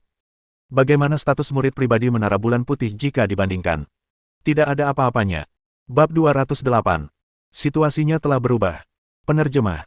Endless Fantasy Translation Editor. Endless Fantasy Translation. Saat itu juga, pemuda itu berlari ke panggung tinggi, sambil tersandung-sandung di tempat karena tergesa-gesa. Melihat hal itu, Pangeran Ketujuh memperlihatkan ekspresi jijik dan menjauh dari pihak lainnya. Baru saja, dia sendirian menghadapi para kultivator Menara Bulan Putih, dan kekuatan mereka memang mengecewakannya. Mereka hanyalah kelompok yang beraneka ragam. Hanya satu orang beruntung yang terpilih. Merasa begitu bahagia atas kelulusannya sungguh memalukan. Bagaimana mungkin orang yang tidak berguna seperti itu dapat dibandingkan dengan para jenius tak tertandingi dalam peringkat jenius wilayah Nanzhou? Bagaimana dia bisa dibandingkan dengan Jian Tianan? Bagaimana dia bisa dibandingkan dengan Gong Sun Yao? Belum lagi Ye Xuan. Orang itu adalah monster tak berperi kemanusiaan yang bahkan jauh melampaui penguasa gerbang ilahi. Namun, sayang sekali bahwa yang terberkati surgawi yang tak tertandingi ini ditakdirkan untuk tumbang. Bukan hanya kuil bulan darah yang ingin membunuhnya, tetapi juga Sekte Dewa Nether. Sebagai murid pribadi Sekte Dewa Nether, Pangeran Ketujuh mengetahui bahwa Ye Xuan telah membunuh murid pribadi Sekte Dewa Nether. Selain itu, berita tentang Ye Xuan yang membunuh sesepuh sekte luar kuil bulan darah di alam mistik juga telah menyebar di kalangan publik. Karena itu, tidak masalah jika bakatnya luar biasa. Sekarang orang ini sedang diburu oleh dua faksi super, kemungkinan besar akan sangat sulit baginya untuk bertahan hidup, apalagi berkembang. Ketika memikirkan hal ini, Pangeran Ketujuh merasa emosional dan bahagia. Meskipun dia merasa sangat disayangkan bahwa seorang jenius yang mengerikan seperti itu ditakdirkan untuk mati, dia tidak ingin dibandingkan dengan Ye Xuan atau hidup di bawah bayang-bayangnya. Baiklah. Sekarang giliranmu. Setelah pemilihan berakhir, Raja Penguasa Langit Cerah mengalihkan perhatiannya kepada Tetua Niejin. Ketika dia tiba di Menara Bulan Putih sebelumnya, Penatua Niejin langsung mencarinya. Karena berutang budi kepada ayahandanya, Raja Langit Berdaulat Radiant segera menyetujui permintaan Tetua Niejin. Terima kasih banyak, Raja yang berdaulat. Penatua Niejin sangat gembira. Orang ini ada di halaman bambu di luar Menara Bulan Putih. Raja, tolong bantu aku menghadapinya, kata Penatua Niejin dengan ekspresi hormat. Baiklah. Aku mengerti. Raja penguasa langit cerah menatap Tetuan Yejin dengan acuh tak acuh. Baru saja, Penatuan Yejin telah menceritakan semuanya kepadanya. Ia memintanya untuk bertindak sendiri dan menguji ahli di balik Zhao Yuyan. Jika pihak lain tidak sekuat Raja penguasa langit cerah, bukan hanya Zhao Yuyan yang harus mati, tetapi gurunya juga. Namun, jika kekuatan pihak lain setara atau lebih kuat dari Raja Langit Bercahaya, maka ia akan mengambil inisiatif untuk bernegosiasi. Agaknya, pihak lain akan berbaik hati kepada Raja Langit Bercahaya dan membiarkan Tetuan Yejin pergi. Tentu saja, jika itu hanya sebuah bantuan biasa, Raja Penguasa Langit Cerah tidak akan berbuat sejauh itu untuk Tetuan Yejin. Namun, ayah Tetuan Yejin telah menyelamatkan nyawa Raja Langit Berdaulat 3 kali saat itu. Bagaimana mungkin dia tidak membalas budi sebesar itu? Baiklah, ayo pergi. Dengan lambaian lengan bajunya, sang Raja Berdaulat berubah menjadi seberkas cahaya dan menghilang. Melihat ini, Penatuan Yejin sangat gembira dan segera mengikutinya. Ekspresi Dai Weibo berubah drastis saat melihat ini. Dia tidak menyangka Penatuan Yejin akan meminta bantuan Raja Berdaulat. Dia khawatir ini akan memengaruhi masa depan Menara Bulan Putih. Dai Weibo adalah orang yang sangat berhati-hati. Jika dia tidak tahu pasti kekuatan orang di balik Zhao Yuyan, dia pasti tidak akan ikut campur. Jika pihak lain lebih lemah dari Raja Berdaulat, itu tidak masalah. Namun, jika pihak lain terlalu kuat, itu hanya akan membawa bencana besar bagi Menara Bulan Putih. Ekspresi Dai Weibo dipenuhi ketidakpastian. Ia berpikir sejenak sebelum akhirnya memutuskan untuk mengikuti. Wajah Yin Susu berubah sangat jelek saat dia melihat ini. Dia tidak menyangka Penatuan Yejin punya rencana cadangan. Terlebih lagi, rencana itu melibatkan Raja Langit Bercahaya. Yang bisa ia lakukan hanyalah berharap ahli di balik gadis kecil itu lebih kuat dari Raja Berdaulat. Kalau tidak, tak seorang pun akan bisa menyelamatkan Zhao Yuyan dan Lin Qingping. Meskipun Yin Susu tahu bahwa dia tidak dapat menghentikan bencana ini, dia tetap mengikuti mereka. Melihat hal itu, para tetua lainnya saling berpandangan dan mengikuti. Ketika Pangeran Ketujuh melihat ini, seberkas cahaya tiba-tiba menyala di antara alisnya, dan kemudian seekor binatang iblis terbang yang besar muncul. Beberapa saat kemudian, Pangeran Ketujuh duduk di atas binatang iblis terbangnya dan juga mengikuti kelompok itu. Mungkinkah mereka sedang menuju ke halaman bambu? Apakah mereka mengincar kutukan itu? Sepertinya begitu. Aku penasaran kartu truf apa yang digunakan Penatuan Yejin untuk meyakinkan Raja Berdaulat untuk bertindak atas namanya. Apa yang mereka lakukan? Jangan bilang mereka ingin membunuh kutukan itu. Mungkinkah seorang ahli alam kesatuan dapat menahan nasib buruknya? Kenapa kamu masih berdiri di sana? Ayo kita lihat. Li Baijun yang berada di tengah kerumunan tak kuasa menahan tawa melihat kejadian itu. Jingan. Beraninya kau melukaiku. Kali ini kau akan mati. Segera setelah itu, Li Baijun diam-diam memanggil Lin Yu dan bergegas ke halaman bambu.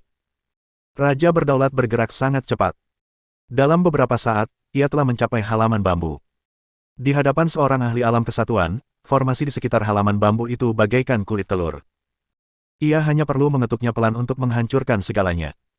Ia menyipitkan mata dan menatap Lin Qingping yang sedang menyempurnakan khasiat pil di halaman, lalu menatap Zhao Yuyan yang sedang berlatih ilmu pedang tak jauh darinya.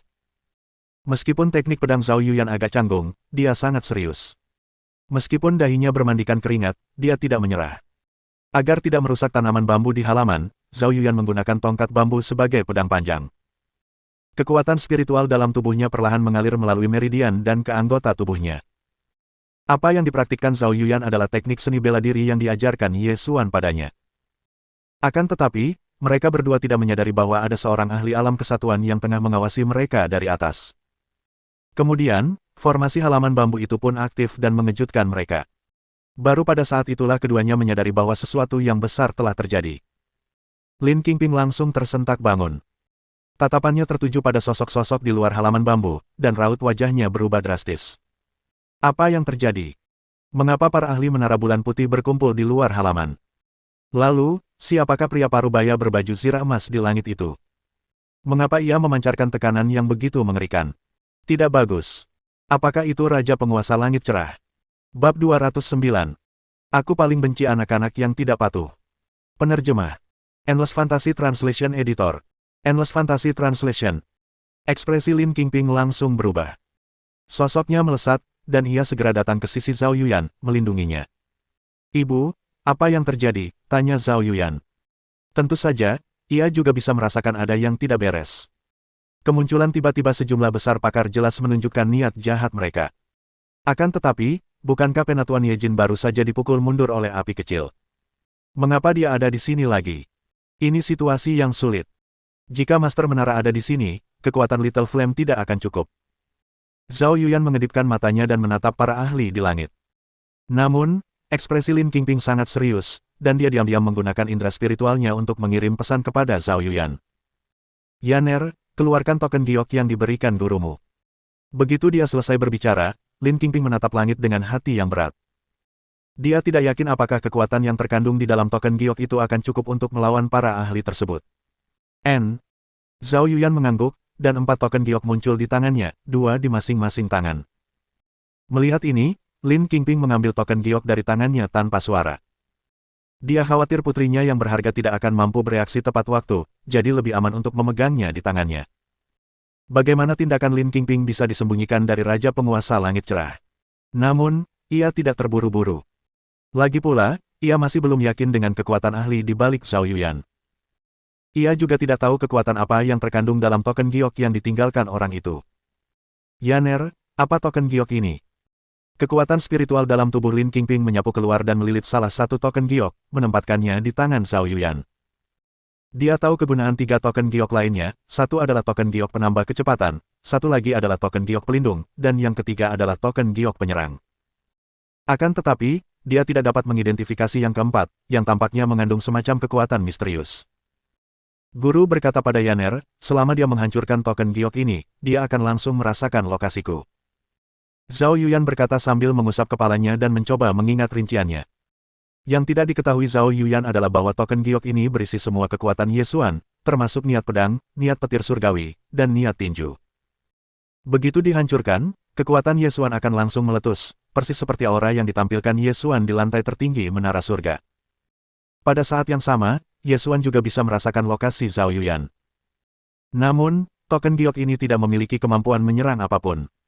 Token ini hanya berfungsi untuk menghalau lawan melalui auranya. Selama Zhao Yuyan menghancurkannya, bahkan ahli alam kesatuan tingkat keempat akan menjadi waspada dan mungkin tidak berani bergerak pada Zhao Yuyan. Jadi begitu. Mendengar ini, Lin Qingping mengangguk dan langsung mengerti. Tampaknya dia harus mengandalkan 3 token giok yang tersisa untuk menghadapi lawan mereka hari ini. Pada saat ini, tatapan Raja Langit Berdaulat tertuju pada Zhao Yuyan, dan matanya menampakkan kilatan aneh. Sebagai ahli alam kesatuan tingkat kedua, ia tentu dapat melihat bahwa konstitusi Zhao Yuyan tampak sangat istimewa. Namun, ia tidak dapat menentukan apa itu. Seolah-olah ada kabut di sekitar tubuh gadis ini yang menghalangi indera spiritualnya untuk menyelidikinya. Aneh. Mungkinkah gadis ini punya semacam konstitusi khusus? Di antara semua orang yang hadir, dia tidak diragukan lagi adalah yang terkuat, sekaligus paling berpengetahuan. Seandainya ia bertemu Zhao Yuyan sebelum Zhao Yuyan bertemu Yesuan, Raja Berdaulat pasti akan dengan mudah menyadari keistimewaan Zhao Yuyan. Namun, di bawah pengaruh pil, tubuh pemakan iblis saat ini sedang tidak aktif. Tentu saja, dia telah mendengar dari tetuan Yejin bahwa Zhao Yuyan akan membawa kemalangan bagi orang lain. Namun, dia tidak terlalu peduli. Terlepas dari apakah Zhao Yuyan pembawa sial atau bukan, dia tetaplah seorang kultivator alam pemurnian yang lemah. Bagaimana mungkin dia bisa memengaruhi seorang ahli alam kesatuan seperti dia? Gadis kecil, siapa gurumu? Raja Langit Berdaulat memandang Zhao Yuyan dan bertanya dengan acuh tak acuh. Aku tidak bisa mengatakannya. Zhao Yuyan menggelengkan kepalanya dengan tegas. Kenapa kamu tidak bisa? Sang Raja Berdaulat mengerutkan kening. Aku tidak bisa. Zhao Yuyan menggelengkan kepalanya. Tatapan Raja Berdaulat berubah dingin. Dia adalah Kaisar Kekaisaran Langit Cerah. Bagaimana mungkin dia bisa tahan dihina oleh seorang kultivator tingkat pemurnian belaka? Bahkan anak-anaknya sendiri tidak berani bersikap sombong seperti itu. Meski begitu, dia tetap sabar dan tidak langsung marah. Aku bisa merasakan aura di sekitar tubuhmu sangat familiar. Kemungkinan besar itu berasal dari teman lamaku, itulah sebabnya aku ingin memastikan identitasnya, kata Raja Berdaulat dengan wajah serius. Kau berbohong padaku. Mendengar ini, Zhao Yuyan sedikit tidak senang, dan wajahnya membengkak karena marah. Jika Raja Berdaulat benar-benar mengenal Yesuan, mengapa dia tidak bertanya langsung pada Yesuan apakah dia telah mengambil seorang murid? Orang ini benar-benar idiot. Apa dia pikir aku tidak tahu apa-apa karena aku masih muda? Mendengar ini, sudut mulut sang Raja Berdaulat berkedut, dan sekilas niat membunuh terpancar di matanya. Sebagai seorang kaisar, dia paling benci jika rakyatnya tidak menaatinya. Sang raja berdaulat menyipitkan matanya, dan suatu kekuatan besar menyapu ke arah Zhao Yuyan. Tentu saja, sebelum ia bisa memastikan identitas gurunya, ia tidak akan membunuhnya. Namun, lebih baik menangkap anak yang tidak patuh itu terlebih dahulu. Namun, dia tidak menyangka Zhao Yuyan begitu ketakutan hingga menghancurkan token giok itu di bawah tekanan. Tak jauh dari sana, Lin Qingping melihat ini dan segera menghancurkan token giok pelindung itu. Sebuah penghalang energi menyelimuti mereka. Ledakan. Aura yang merusak tiba-tiba meletus. Aura mengerikan dari ahli alam kesatuan tingkat kedua, bercampur dengan kekuatan dahsyat dari niat pedang, niat tinju, dan niat petir surgawi, membanjiri lingkungan sekitar. Mata semua orang terbelalak kaget, dan tubuh mereka gemetar tak terkendali. Mata mereka dipenuhi kengerian. Bagaimana ini mungkin? Ekspresi Raja Langit bercahaya berubah. Dari kekuatan yang mengerikan ini, dia bisa merasakan aura kematian. Bab 210. Ada beberapa hutang yang harus dilunasi. Penerjemah. Endless Fantasy Translation Editor. Endless Fantasy Translation. Namun, yang bereaksi paling besar adalah Pangeran Ketujuh. Pangeran Ketujuh terkejut. Ia sangat familiar dengan aura ini. Ini Yesuan. Ini aura Yesuan. Pangeran Ketujuh berteriak kaget. Selama pertempuran besar di Menara Surga itu, dua aura berbenturan di dalam aula Dewa Perang. Satu aura milik pria berbaju merah itu, sementara aura lainnya mirip dengan aura yang dilepaskan oleh token giok ini. Pangeran Ketujuh dapat mengenalinya dengan mudah. Lagi pula, baru beberapa hari sejak penutupan alam mistik. Inilah kekuatan Yesuan. Guru gadis ini sebenarnya adalah Yesuan. Ayah, berhenti. Ayo kita keluar dari sini. Memikirkan hal ini, Pangeran Ketujuh berteriak ketakutan.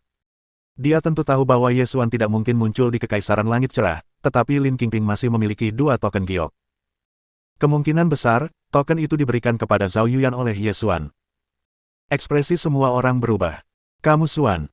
Yesuan yang sama dari alam mistik. Monster mengerikan yang dapat menghancurkan ruang angkasa. Orang ini bukan saja melampaui penguasa gerbang ilahi, tetapi dia juga telah mengalahkan ahli alam kesatuan tingkat keempat yang menjaga lantai teratas Menara Surga. Oh, apa kau pikir kau bisa lolos? Perkataan Pangeran Ketujuh masih belum jelas, tetapi suara lain baru saja berbicara. Pada saat itu juga, rambut semua orang berdiri tegak dan tubuh mereka gemetar tak terkendali. Ekspresi Raja Penguasa Langit Cerah, Tetua Niejin, Dao Weibo, dan tetua lainnya memucat, seakan-akan mereka telah terjun ke dalam jurang terdalam. Tak seorang pun menyadari dari mana suara itu berasal. Pada saat ini, riak-riak tiba-tiba muncul di langit tak jauh dari sana. Kemudian, seorang pemuda perlahan berjalan keluar dari saluran spasial.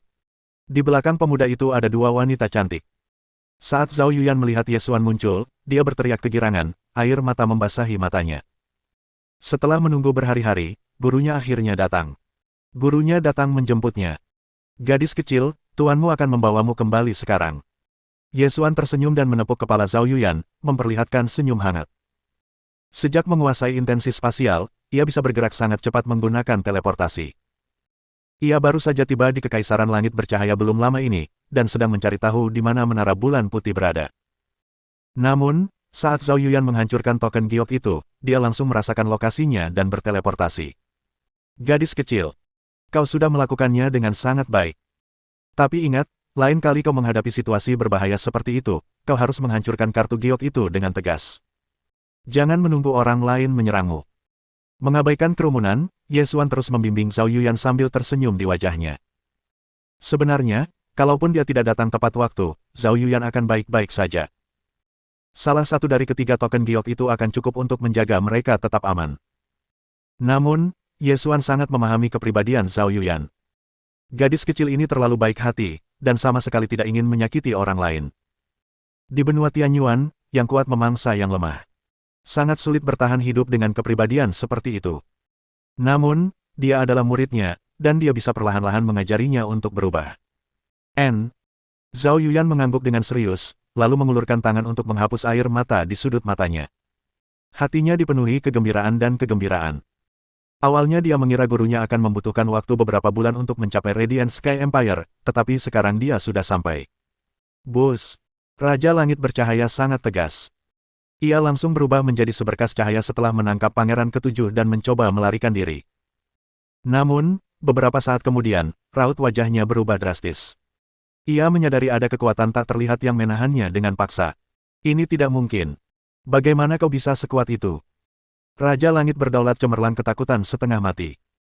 Meskipun pihak lain memang jauh lebih kuat darinya, dia seharusnya tidak dapat menahannya dengan mudah. Bagaimana mungkin seorang berusia 20 tahun bisa begitu menakutkan? Bukan hanya dia dan Pangeran Ketujuh. Selain Lin Qingping, Zhao Yuyan, Yue, dan Li Qingyan, tidak ada yang bisa bergerak. Hanya mata mereka yang bisa bergerak. Pada saat itu, semua orang dipenuhi rasa ngeri dan rambut mereka berdiri tegak. Seberapa mengerikankah kekuatan orang ini? Pada saat ini, Ye Xuan mengangkat kepalanya tanpa tergesa-gesa dan menatap Raja Penguasa Langit Cerah. Yaner, beritahu tuanmu, siapa di antara orang-orang ini yang telah menindasmu? Ada beberapa utang yang harus diselesaikan dengan benar. Suara Ye Xuan sangat tenang. Li Baijun dan Tetuan Ye Jin benar-benar putus asa. Kamu Xuan. Siapa yang mengira bahwa guru gadis ini adalah Ye Xuan? Yang satu adalah pembawa sial sementara yang satu lagi adalah seorang jenius tak tertandingi yang telah menggemparkan wilayah Nansu. Siapakah yang mengira bahwa kedua orang ini ternyata memiliki hubungan guru-murid? Bukankah nasib sial ini terlalu menantang surga? Li Baijun dipenuhi dengan keputusasaan dan kecemburuan. Aku celaka. Pikiran serupa terlintas dalam benak Penatua Ye Jin. Bab 211. Arahkan dan klik. Penerjemah. Endless Fantasy Translation Editor. Endless Fantasy Translation. Di hadapan ahli yang begitu menakutkan, dia hanyalah seekor semut. Saat memikirkan hal ini, hati Penatua Ye Jin dipenuhi dengan keputusasaan. Yin Susu juga tertahan oleh kekuatan ini dan menatap Ye Xuan dengan linglung. Dia khawatir tentang siapa guru Zhao Yuyan. Jika dia tidak sekuat Raja Berdaulat, maka tidak akan ada yang bisa menyelamatkan Lin Qingping dan putrinya. Akan tetapi, krisis tidak hanya terselesaikan, tetapi Ye Xuan juga mempertaruhkan nyawa semua orang. Wajar saja jika Ye Xuan mampu menahannya, tetapi dia tidak menyangka kalau dia akan mampu melakukan hal yang sama kepada Raja Berdaulat. Apakah Ye Xuan benar-benar hanya ahli alam kesatuan tingkat keempat? Pikiran yang tak terhitung jumlahnya melintas dalam benak Yin Susu. Orang dengan perasaan paling rumit di antara kerumunan adalah Tower Master, Dai Weibo. Dia selalu menjadi orang yang berhati-hati, dan setelah menjadi penguasa Menara Bulan Putih, dia jarang memiliki musuh. Dia telah berusaha mencari tahu identitas guru Zhao Yuyan selama ini, tetapi pikiran bahwa orang itu adalah Ye Xuan tidak pernah terlintas dalam pikirannya. Di wilayah Nanzu, Ye Xuan adalah orang penting yang terkenal. Bagaimana mungkin dia ada hubungannya dengan kutukan? Zhao Yuyan menatap Ye Xuan dan mengedipkan matanya, seolah mencoba menyampaikan sesuatu, tetapi akhirnya, dia menahan diri. Dia tahu betapa hebatnya gurunya, dan dia juga tahu bahwa pasti ada kultivator yang lebih hebat daripada gurunya di wilayah Nansu. Justru karena itulah Zhao Yuyan tidak berani mengungkapkan identitas Ye Xuan kepada orang lain. Namun, bahkan Raja Langit Bercahaya pun tampaknya tidak sebanding dengan gurunya. Gurunya sungguh luar biasa. Yaner, mulai hari ini, kau harus ingat satu hal. Benua Tianyuan adalah dunia di mana yang kuat memangsa yang lemah. Hanya dengan menjadi lebih kuat, kau akan berhak menentukan nasibmu sendiri. Jika kepribadianmu terlalu lembut, kau akhirnya akan jatuh ke dalam perangkap orang lain. Hari ini, aku tidak akan memaksamu. Ye Xuan memandang Zhao Yuyan. Dia masih anak-anak, jadi wajar saja kalau kepribadiannya agak pemalu. Dia akan berubah seiring waktu. Nyonya Zhao, tolong identifikasi orang-orang itu. Ye Xuan melirik Lin Qingping. Meskipun Lin Qingping adalah ibu Zhao Yuyan, usianya hanya sedikit lebih tua dari Ye Xuan. Mendengar kata-kata Ye Xuan, mata Lin Qingping membeku. Ia masih belum pulih dari keterkejutannya tadi. Dia sama terkejutnya seperti yang lain bahwa guru putrinya begitu berkuasa. Sebenarnya di tingkat manakah guru dari putri kesayangannya itu? Ia tak berani berspekulasi. Hal itu sudah di luar jangkauan pengetahuannya. Lin Qingping akhirnya sadar kembali. Lin Qingping masih dapat mengingat dengan jelas orang-orang yang telah mengutuk dan menghina putri kesayangannya.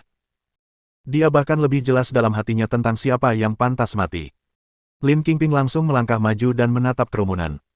Saat melihat wajah-wajah yang familiar namun asing itu, tubuhnya bergetar, bukan karena cemas, melainkan karena gembira. Hari yang ditunggu-tunggu akhirnya tiba. Hari ini, ia akhirnya akan membalaskan dendam putri dan suaminya. Ketika semua orang melihat tatapan Lin Qingping, ekspresi mereka berubah drastis, dan hati mereka dipenuhi kekhawatiran. Hampir semua kultivator di Menara Bulan Putih pernah mengucilkan Zhao Yuyan sebelumnya, jadi masalahnya adalah apakah Lin Qingping mengenali mereka, atau menganggap dosa mereka pantas dihukum mati. Wajah mereka memucat dan dahi mereka dipenuhi keringat. Pikiran mereka dengan panik mengingat masa lalu, mencoba melihat apakah mereka telah bertindak berlebihan saat mempermainkan Zhao Yuyan. Saat itu, betapapun arogannya mereka dan betapapun mereka menghina Zhao Yuyan, Lin Qingping tidak bisa berbuat apa-apa. Paling-paling, dia hanya bisa membuat keributan. Namun, kini semuanya berbeda. Ada seorang ahli di belakangnya, dan kata-katanya dapat menentukan hidup dan mati mereka. Orang itu, demi menyingkirkan Yaner, menyewa penjahat untuk membunuh putriku yang berharga. Pada saat ini, Lin Qingping menunjuk seorang kultivator di tengah kerumunan. Itu adalah seorang pemuda. Ketika dia melihat Lin Qingping menunjuk ke arahnya, dia gemetar ketakutan. Lin Qingping benar. Dia memang menyewa beberapa preman untuk menyingkirkan Zhao Yuyan. Alasannya sederhana. Ia sedang tidak beruntung selama beberapa hari setelah secara tidak sengaja bertemu dengan Zhao Yuyan.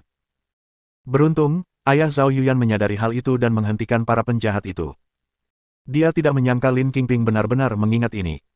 Maaf, aku salah, tolong beri aku.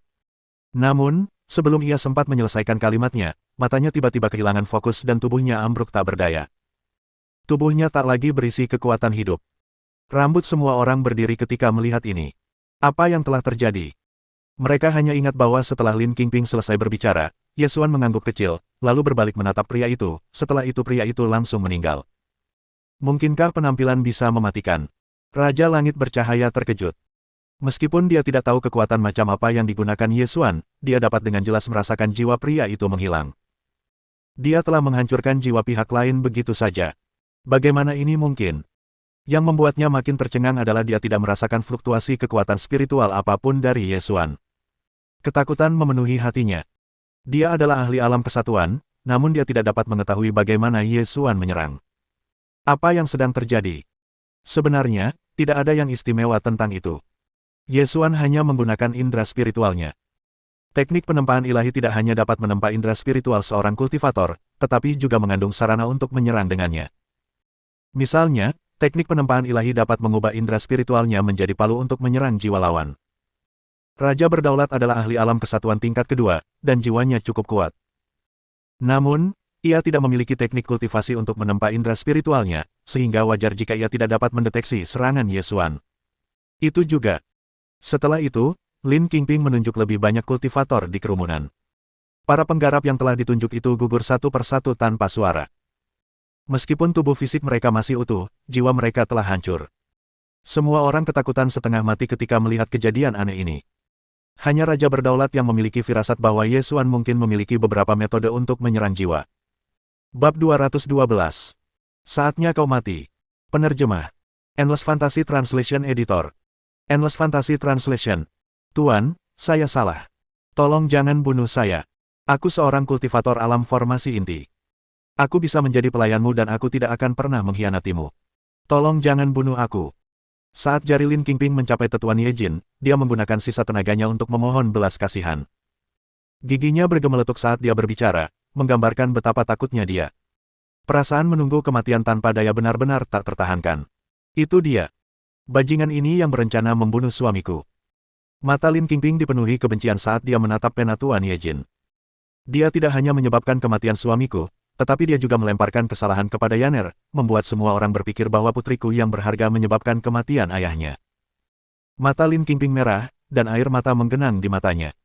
Ibu, apakah tetua kedua pembunuhnya? Apakah penatuan Ye Jin benar-benar orang yang membunuh ayahku? Air mata Zhao Yuyan jatuh saat mendengar itu. Mendengar ini, Ye Xuan menyipitkan matanya. Lalu perlahan mengulurkan tangannya dan membuat gerakan meraih. Saat penatuan Ye Jin menyaksikan dengan ngeri, sebuah kekuatan tak terlihat turun dan mengubah tubuhnya menjadi kabut berdarah. Penatuan Ye Jin sudah tiada. Ketika Lin Qingping melihat ini, dia tidak dapat lagi menahan kesedihan di hatinya dan mulai meratap. Suamiku, akhirnya aku membalaskan dendammu. Semua orang yang menyakiti putri kita yang berharga sudah menerima balasannya. Kecuali Raja Langit Berdaulat Cerah dan Pangeran Ketujuh, semua orang merasakan kekuatan tak kasat mata yang menahan mereka menghilang. Pada saat ini, Ye Xuan mengangkat matanya sedikit dan menatap Raja Penguasa Langit Cerah dan Pangeran Ketujuh tanpa ekspresi. Beberapa saat kemudian, sosok Ye Xuan tiba-tiba muncul di depan keduanya. Melihat ini, Raja Berdaulat terkejut. Ia sama sekali tidak menyadari gerakan Ye Xuan barusan. Seolah-olah orang ini telah berteleportasi. Teleportasi spasial. Bagaimana mungkin? Tunggu, apa yang sedang kamu lakukan? Melihat Yesuan tiba-tiba muncul di depannya, Pangeran Ketujuh merasa ketakutan. Yesuan tidak mengatakan apa-apa, tetapi perlahan mengangkat tangannya. Kamu tidak bisa menyerangku. Aku murid langsung Sekte Dewa Nether. Guruku, Tetua Li, sangat kuat. Jika kau menyerangku, Sekte Dewa Nether tidak akan pernah melepaskanmu. Karena takut, Pangeran Ketujuh mengangkat Sekte Dewa Nether. Oh, aku tidak menyangka kau murid pribadi Sekte Dewa Nether. Bagus sekali. Kau memberiku alasan lain untuk membunuhmu. Mendengar ini, senyum muncul di wajah Yesuan. Apa kau gila? Apa kau tidak takut dengan balas dendam Sekte Dewa Nether? Mendengar ini, Pangeran Ketujuh tertegun. Ia bahkan sempat melupakan rasa takutnya. Sekte Dewa Nether adalah kekuatan super yang mengerikan di wilayah Nansu. Tak seorang pun di Kekaisaran Langit Cerah berani memprovokasi mereka. Yesuan memang sangat kuat. Dari segi bakat, ia telah melampaui semua kultivator di wilayah Nansu. Akan tetapi, bagaimana mungkin seorang kultivator dapat melawan seluruh sekte? Apakah dia mampu membuat Sekte Dewa Nether semakin marah? Terlebih lagi, Kekaisaran Langit Cerah adalah kekuatan bawahan Sekte Dewa Nether. Membunuh mereka di sini sama saja dengan menamparkan wajah Sekte Dewa Nether. Apakah orang ini benar-benar tidak takut mati? Aku sudah mengirim pesan dengan indera spiritualku. Guruku sudah dalam perjalanan menuju Kekaisaran Langit Bercahaya. Kalau kau segera melepaskanku, kau punya cukup waktu untuk kabur. Begitu guruku datang, kau akan celaka. Pangeran Ketujuh menatap Yesuan dan berkata dengan garang. Dia baru saja menyaksikan nasib Penatuan Yejin. Memohon belas kasihan tak ada gunanya. Lebih baik mengancamnya secara langsung. Guru putraku adalah ahli alam kesatuan tingkat 6. Yesuan, jangan impulsif. Raja Langit Berdaulat pun menimpali. Hehe, seperti yang diharapkan dari sampah dari kolam yang sama. Anggota Sekte Dewa Nether semuanya sama, Yesuan mencibir. Mereka bukan saja mencoba menyakiti muridnya tadi, tetapi sekarang mereka juga mengancamnya dengan menggunakan nama Sekte Dewa Nether. Apakah mereka menganggapnya orang yang mudah menyerah? Baiklah, sudah waktunya kamu mati. Mata Yesuan sedikit menyipit, dan kekuatan yang mengerikan menyapu, tiba-tiba menyelimuti mereka berdua. Tidak. Yesuan, apa yang kau lakukan? Pangeran Ketujuh berteriak ngeri ketika dia menyadari apa yang akan terjadi. Raja Langit Berdaulat pun ketakutan, matanya penuh keputusasaan.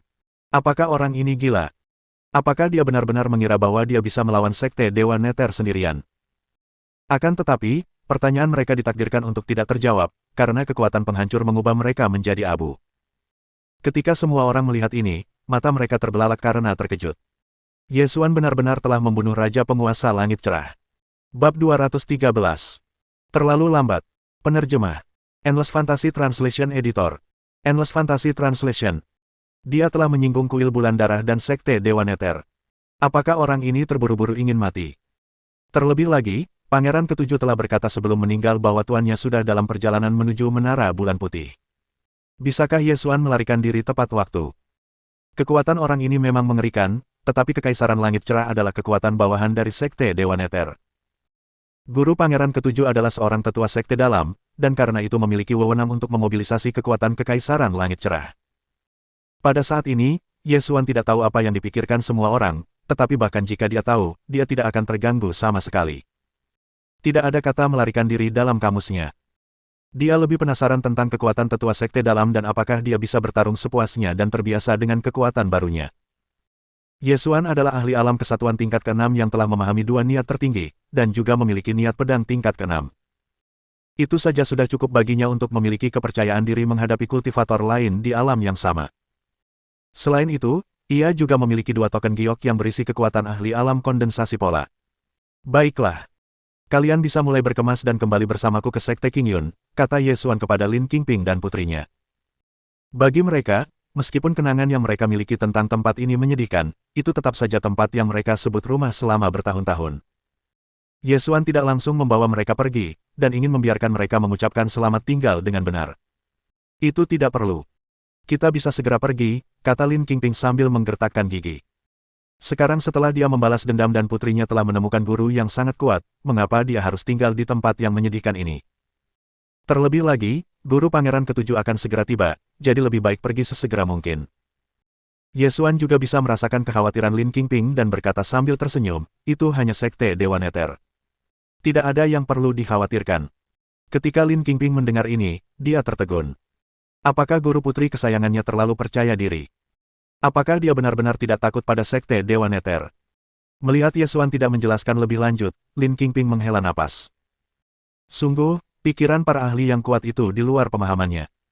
Karena dia percaya diri, seharusnya dia bisa menghadapi Sekte Dewa Neter, kan? Meski begitu, Lin Qingping masih diliputi kekhawatiran, dan ia segera membawa Zhao Yuyan ke dalam rumah bambu untuk mengemasi barang-barang mereka. Setelah itu, Lin Qingping membawa Zhao Yuyan ke makam ayahnya untuk memberi penghormatan.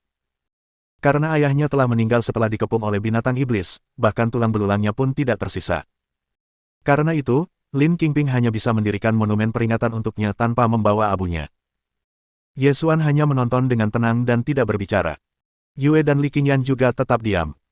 Seiring berjalannya waktu, para petani yang berkumpul di sekitar halaman bambu pun semuanya pergi. Tidak masalah apakah para kultivator Sekte Dewa Neter datang atau tidak. Pada akhirnya, ini bukanlah pertarungan yang bisa mereka ikuti. Namun, Master Menara, Dai Weibo, mengerutkan kening. Meskipun Ye Xuan tidak menyerang Menara Bulan Putih, dia masih merasa sangat gelisah. Dalam keadaan normal, dia seharusnya merasa beruntung bisa selamat. Namun saat dia tahu bahwa Ye Xuan tidak langsung pergi, melainkan diam-diam menunggu kedatangan para pendekar kuat dari aliran Nether Spirit, rasa gelisah di hatinya pun bertambah kuat. Jika tetua sekte dalam itu memerintahkannya untuk berurusan dengan Ye Xuan, apa yang akan dia lakukan? Apa yang akan terjadi pada Menara Bulan Putih? Ye Xuan melirik Dai Weibo dengan acuh tak acuh. Tubuh Dai Weibo tiba-tiba bergetar, dan hawa dingin menjalar di punggungnya.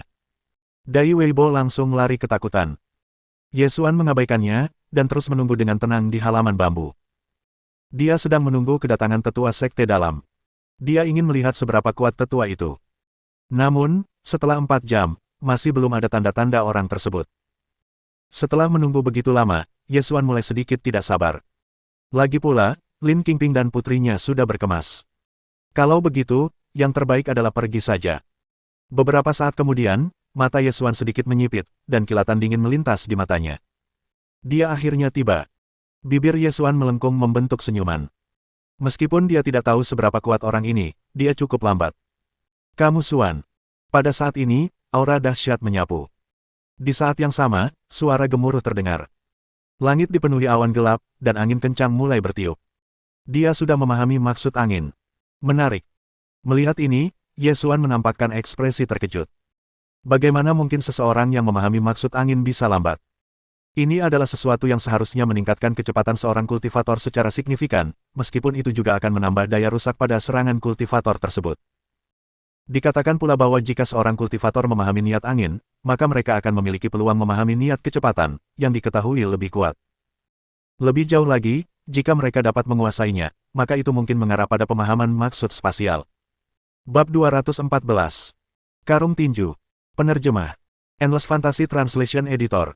Endless Fantasy Translation. Namun, Ye Xuan telah melewatkan seluruh proses ini dan memahami maksud spasial secara langsung. Dia lambat sekali.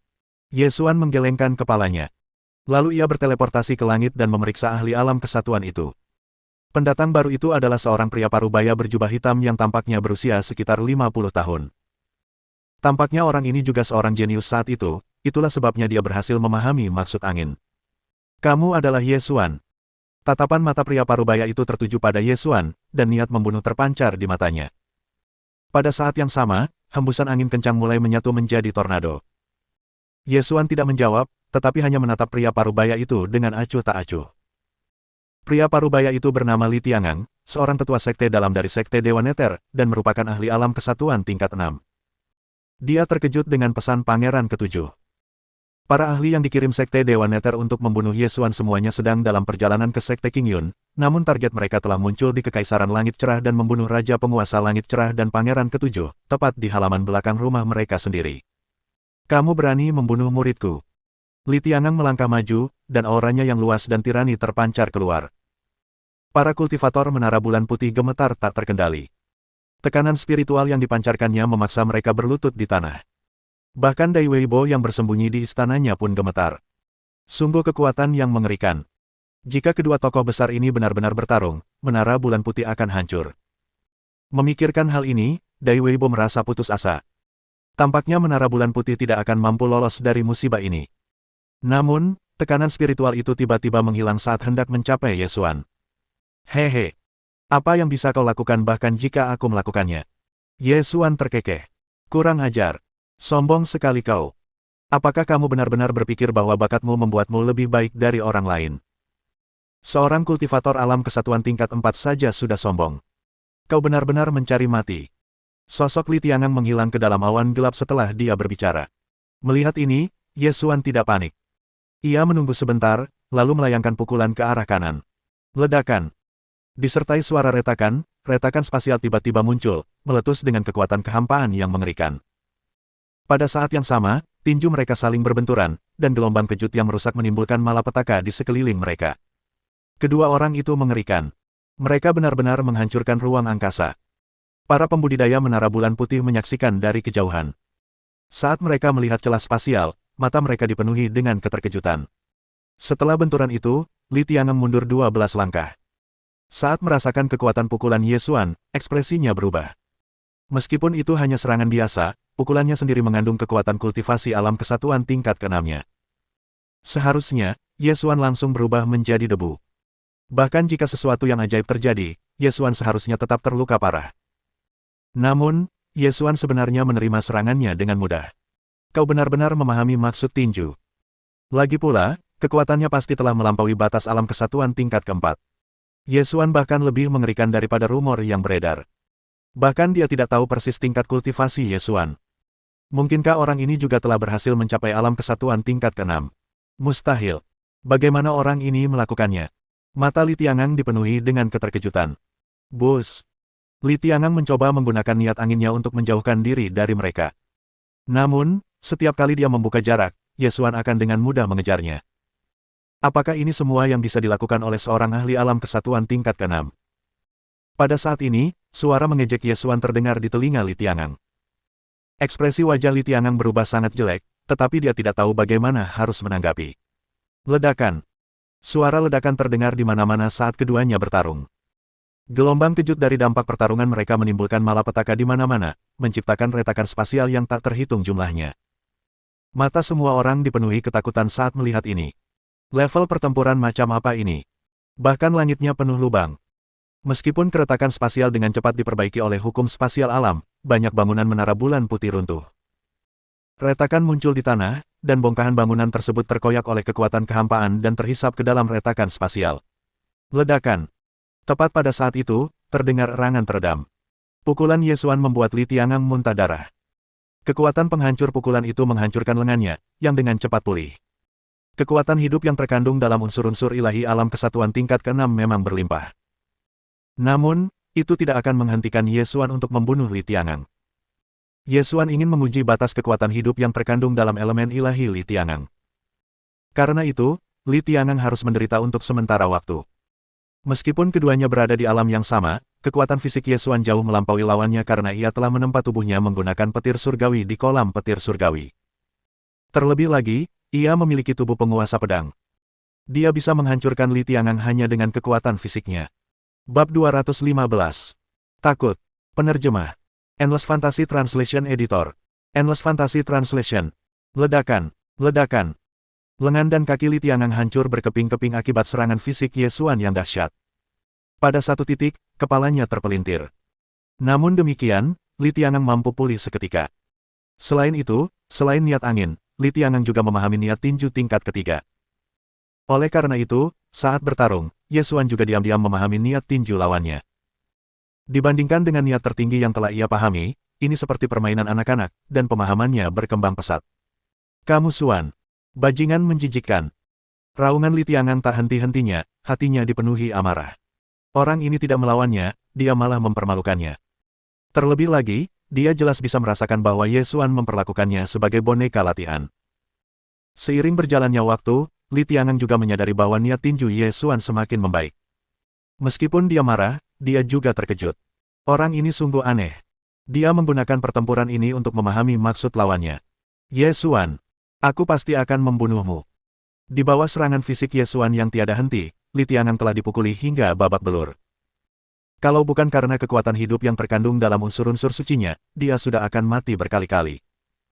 Dia tidak bisa mengalahkan Yesuan, dan dia juga tidak bisa melarikan diri. Hal ini membuatnya sangat frustrasi. Ye Xuan mengabaikan aumannya, dan terus memukulnya dengan tinjunya untuk mengasah niat tinjunya. Melawan Li Tiangang merupakan kesempatan besar untuk meningkatkan niat tinjunya, dan tidak mungkin ia akan melewatkan kesempatan itu. Pemahaman akan niat tinju akan membuka peluang untuk memahami niat kekuatan, yang merupakan niat tertinggi. Niat kekuatan mewakili bentuk kekuatan paling murni di dunia ini. Tidak ada trik mewah, hanya kekuatan murni. Oleh karena itu, Ye Xuan harus memanfaatkan kesempatan ini sebaik-baiknya untuk memeras Li Tiangang semampunya. Meskipun Li Tiangang merasa kesal, ia juga diam-diam bersyukur Ye Xuan tidak bisa membunuhnya.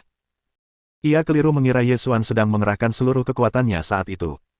Dalam keadaan normal, para ahli alam kesatuan di alam yang sama tidak akan dapat membunuh satu sama lain. Karena itulah ia merasa dipermalukan dan dibentak-bentak. Lagi pula, dalam rumor, Ye Xuan sepertinya seorang pendekar pedang, kan? Kenapa dia tidak menggunakan pedangnya? Orang ini jelas-jelas mempermainkannya, dan juga mencuri niat tinjunya untuk digunakan sendiri. Berani sekali dia. Orang ini benar-benar monster. Setelah berita tentang perbuatan Ye Xuan di Menara Surga sampai ke Sekte Dewa Nether, mereka segera mengirim orang untuk memastikan bahwa Ye Xuan dari Menara Surga dan Ye Xuan yang telah membunuh murid pribadi dan tetua mereka adalah orang yang sama. Setelah memastikannya, mereka terkejut, tetapi juga waspada. Jika Ye Xuan dibiarkan tumbuh, ia akan segera menjadi cukup kuat untuk mengancam Sekte Dewa Nether. Dia harus segera dieliminasi. Oleh karena itu, untuk memastikan tidak ada kecelakaan, tetua terkuat dari Sekte Dewa Nether dikirim. Namun, tidak seorang pun menyangka Ye Xuan muncul di sini, tepat di halaman belakang rumah mereka. Karena itu, ketika menerima pesan dari Pangeran Ketujuh, Li Tiangang segera bergegas menghampiri tanpa meminta bantuan siapapun. Ini seharusnya menjadi kesempatan besar baginya untuk mendapatkan jasa. Namun, dia salah. Tidak, semua orang salah. Ye Xuan kini begitu kuat sehingga ia hanyalah boneka latihan yang bisa dimanfaatkan dan disalahgunakan. Ia bahkan tak bisa melarikan diri, bahkan ketika ia menggunakan niat anginnya. Ye Xuan entah bagaimana bahkan lebih cepat darinya. Oleh karena itu, saat dia mengingat kembali identitas Ye Xuan sebagai seorang kultivator pedang, rasa cemas memenuhi hatinya. Akankah Ye Xuan mampu membunuhnya dengan pedang? Apakah orang ini benar-benar baru berusia 20 tahun? Seluruh situasi ini benar-benar tidak masuk akal. Bagaimana orang ini bisa menjadi begitu luar biasa? Bab 216. Memohon belas kasihan. Penerjemah. Endless Fantasy Translation Editor. Endless Fantasy Translation. Bahkan jika seseorang adalah seorang jenius tingkat atas, akan memakan waktu setidaknya beberapa ratus tahun bagi mereka untuk melangkah ke alam kesatuan tingkat ke-6. Namun, orang ini melakukannya pada usia 20 tahun. Apa-apaan ini? Sebagai sesepuh sekte dalam Sekte Dewa Nether, Li Tiangang sangat berpengetahuan luas. Meski begitu, dia belum pernah melihat keberadaan yang mengerikan seperti itu sebelumnya. Ledakan, ledakan, ledakan. Saat Li Tiangang asyik dengan pikirannya, Ye Xuan mengepalkan tinjunya dan memukulnya berkali-kali. Dia tidak memiliki cara untuk menahan serangan Ye Xuan. Orang ini tidak hanya memiliki kekuatan fisik yang mengerikan, tetapi ia juga memiliki konstitusi yang istimewa. Anggota tubuhnya terkoyak berkali-kali saat ia dilahap oleh kekuatan hampa dari retakan spasial. Li Tiangang langsung pulih setiap saat berkat perawatan unsur-unsur ilahi dalam tubuhnya, tetapi kondisi pikirannya tidak pulih secepat itu. Dia menemukan bahwa, dalam waktu yang sangat singkat, niat tinju Ye Xuan telah menembus ke tingkat kedua. Terlebih lagi, dia masih terus berkembang. Setiap kali mereka bertukar pukulan, niat tinju Ye Xuan semakin kuat. Ini sungguh tidak normal. Namun, ini memang sudah bisa diduga. Sejak memasuki alam mistik hingga saat ini, Ye Xuan telah mengonsumsi total 3 buah roh Buddha dan 2 buah roh nebula mimpi. Selain menggunakannya untuk mencapai pencerahan, buah-buah roh tersebut juga meningkatkan nilai pemahamannya, yang membuatnya sangat mudah memahami niat tinju Li Tiangang, terutama dibandingkan dengan 2 niat tertinggi. Meski begitu, Ye Xuan belum puas. Ia ingin memahami niat tinju tingkat ketiga. Terlebih lagi, ia ingin memahami niat angin Li Tiangang. Seperti kata pepatah, semakin banyak keterampilan, semakin baik. Memahami lebih banyak niat hanya akan menguntungkannya dan membuatnya lebih kuat. Ledakan, ledakan, ledakan. Ye Xuan terus memukuli Li Tiangang, sampai-sampai dia hampir tidak terlihat seperti manusia. Para pembudidaya yang mengamati pertarungan dari jarak ratusan mil merasakan kulit kepala mereka geli saat melihat banyaknya celah spasial yang muncul di sekitar kedua petarung. Jika keduanya bertarung di darat, bukan hanya menara bulan putih yang akan berubah menjadi debu, tetapi mungkin sebagian besar provinsi Lomo juga akan hancur. Berhenti. Aku akui kekalahan. Saat pemukulan terus berlanjut, jeritan memilukan Li Tiangang bisa terdengar. Saat ini, ia sudah tidak punya harga diri lagi. Jika Ye Xuan tidak berhenti, cepat atau lambat ia pasti akan dibunuh. Namun, apakah Ye Xuan peduli? Bagi Ye Xuan, Li Tiangang merupakan gudang harta karun yang darinya dia bisa memperoleh niat tinju tingkat ketiga, dan mungkin bahkan niat angin. Ledakan. Saat tinju Ye Xuan mendarat di tubuh Li Tiangang, tubuhnya mulai bersinar kemasan. Niat tinjunya telah berhasil menembus lagi. Dampak serangan ini membuat separuh tubuh Li Tiangang menjadi abu. Tentu saja, ia langsung pulih kembali. Li Tiangang tak tahan lagi. Ia menggertakkan giginya, lalu menggunakan niat anginnya untuk menyerang Yue dan yang lainnya. Meskipun dia tidak tahu hubungan apa yang mereka miliki dengan Ye Xuan, dia tetap harus mencobanya dan mencoba menyandera orang-orang ini untuk menghentikan Ye Xuan. Selama dia bisa menghentikan Ye Xuan dengan cara itu, dia akan dapat menghubungi kantor pusat dan meminta bantuan. Melihat tindakan Li Tiangang, Ye Xuan tersenyum. Lalu, ia berteleportasi tepat di depan Li Tiangang. Kecepatan yang mengerikan. Tunggu, apa dia benar-benar memahami maksud spasial? Dia memperhatikan fluktuasi spasial saat Ye Xuan berteleportasi. Bagaimana mungkin? Orang ini bahkan berhasil memahami niat agung yang legendaris. Ledakan. Keterkejutan Li Tiangang tidak memengaruhi Ye Xuan. Ia terus memukul, membuatnya terpental. Bus. Sosok Ye Xuan tiba-tiba menghilang dan kemudian muncul kembali tepat di belakang Li Tiangang. Ledakan. Pukulan lainnya. Aku mohon padamu, tolong jangan bunuh aku. Selama kau membiarkanku pergi, Sekte Dewa Nether tidak akan menyimpan dendam terhadapmu. Dalam menghadapi kematian, Li Tiangang tidak ragu untuk mengakui kekalahan. Saat ini, ia tak peduli lagi dengan para kultivator yang tak terhitung jumlahnya yang menyaksikan semua ini. Ia tak lagi peduli dengan martabatnya sebagai seorang ahli. Apakah martabat itu penting? Ya, memang penting. Namun, bertahan hidup adalah prioritas utama. Dia tidak ingin mati. Selama dia bisa bertahan hidup, dia bersedia membayar berapapun harganya. Ledakan. Pukulan lainnya. Ye Xuan mengabaikannya sepenuhnya. Dia bukan anak berusia 3 tahun. Siapa yang akan tertipu oleh kebohongan seperti itu? Jika dia benar-benar membiarkan orang ini pergi, dia mungkin akan kembali dengan sejumlah besar ahli dari Sekte Dewa Nether. Malah, dia mungkin akan berhadapan langsung dengan pemimpin sekte itu. Yang paling penting adalah jika berita tentang tingkat kultivasinya tersiar, musuh-musuhnya akan menjadi lebih berhati-hati dan mengirimkan para ahli yang lebih kuat untuk mengejarnya. Karena itu, Ye Xuan tidak akan pernah membiarkan Li Tiangang pergi. Bab 217. Niat tinju tingkat ketiga. Niat angin. Penerjemah. Endless Fantasy Translation Editor. Endless Fantasy Translation. Ye Xuan. Kalau kau membunuhku, kau tidak akan mati dengan baik. Tidak hanya itu, semua orang yang berhubungan denganmu juga akan mati. Ketika Li Tiangang menyadari bahwa memohon belas kasihan tidak akan berhasil, ia mulai mengutuk Ye Xuan. Dia merasa ingin mengutuk 9 generasi leluhur orang ini. Orang mesum macam apa ini? Orang ini tidak hanya memahami niat tinjunya, tetapi juga memahami niat anginnya. Penatua pertama, selamatkan aku. Pemimpin sekte, tolong selamatkan aku. Saat Ye Xuan terus memukulinya, Li Tiangang mulai mengoceh. Namun, pada saat itu, Li Tiangang menghancurkan token giok di ruang penyimpanannya. Ye Xuan tidak menyangka cincin penyimpanan orang ini ada di lautan kesadarannya. Pesan yang disampaikannya sangat sederhana. Jika Ye Xuan tidak mati, Sekte Dewa Nether akan hancur di masa depan. Ye Xuan perlahan mengulurkan tangan kanannya, yang menyatu dengan kekuatan penghancur. Niat tinju tingkat ketiga. Kamu Xuan. Suara Li Tiangang yang marah dan geram bergema di langit. Hatinya dipenuhi penyesalan. Kalau saja dia tahu lebih awal, dia tidak akan datang ke sini sendirian. Pada saat ini, suatu keadaan inspirasi misterius menyelimuti pikiran Ye Xuan. Akhirnya, dia memahami maksud angin.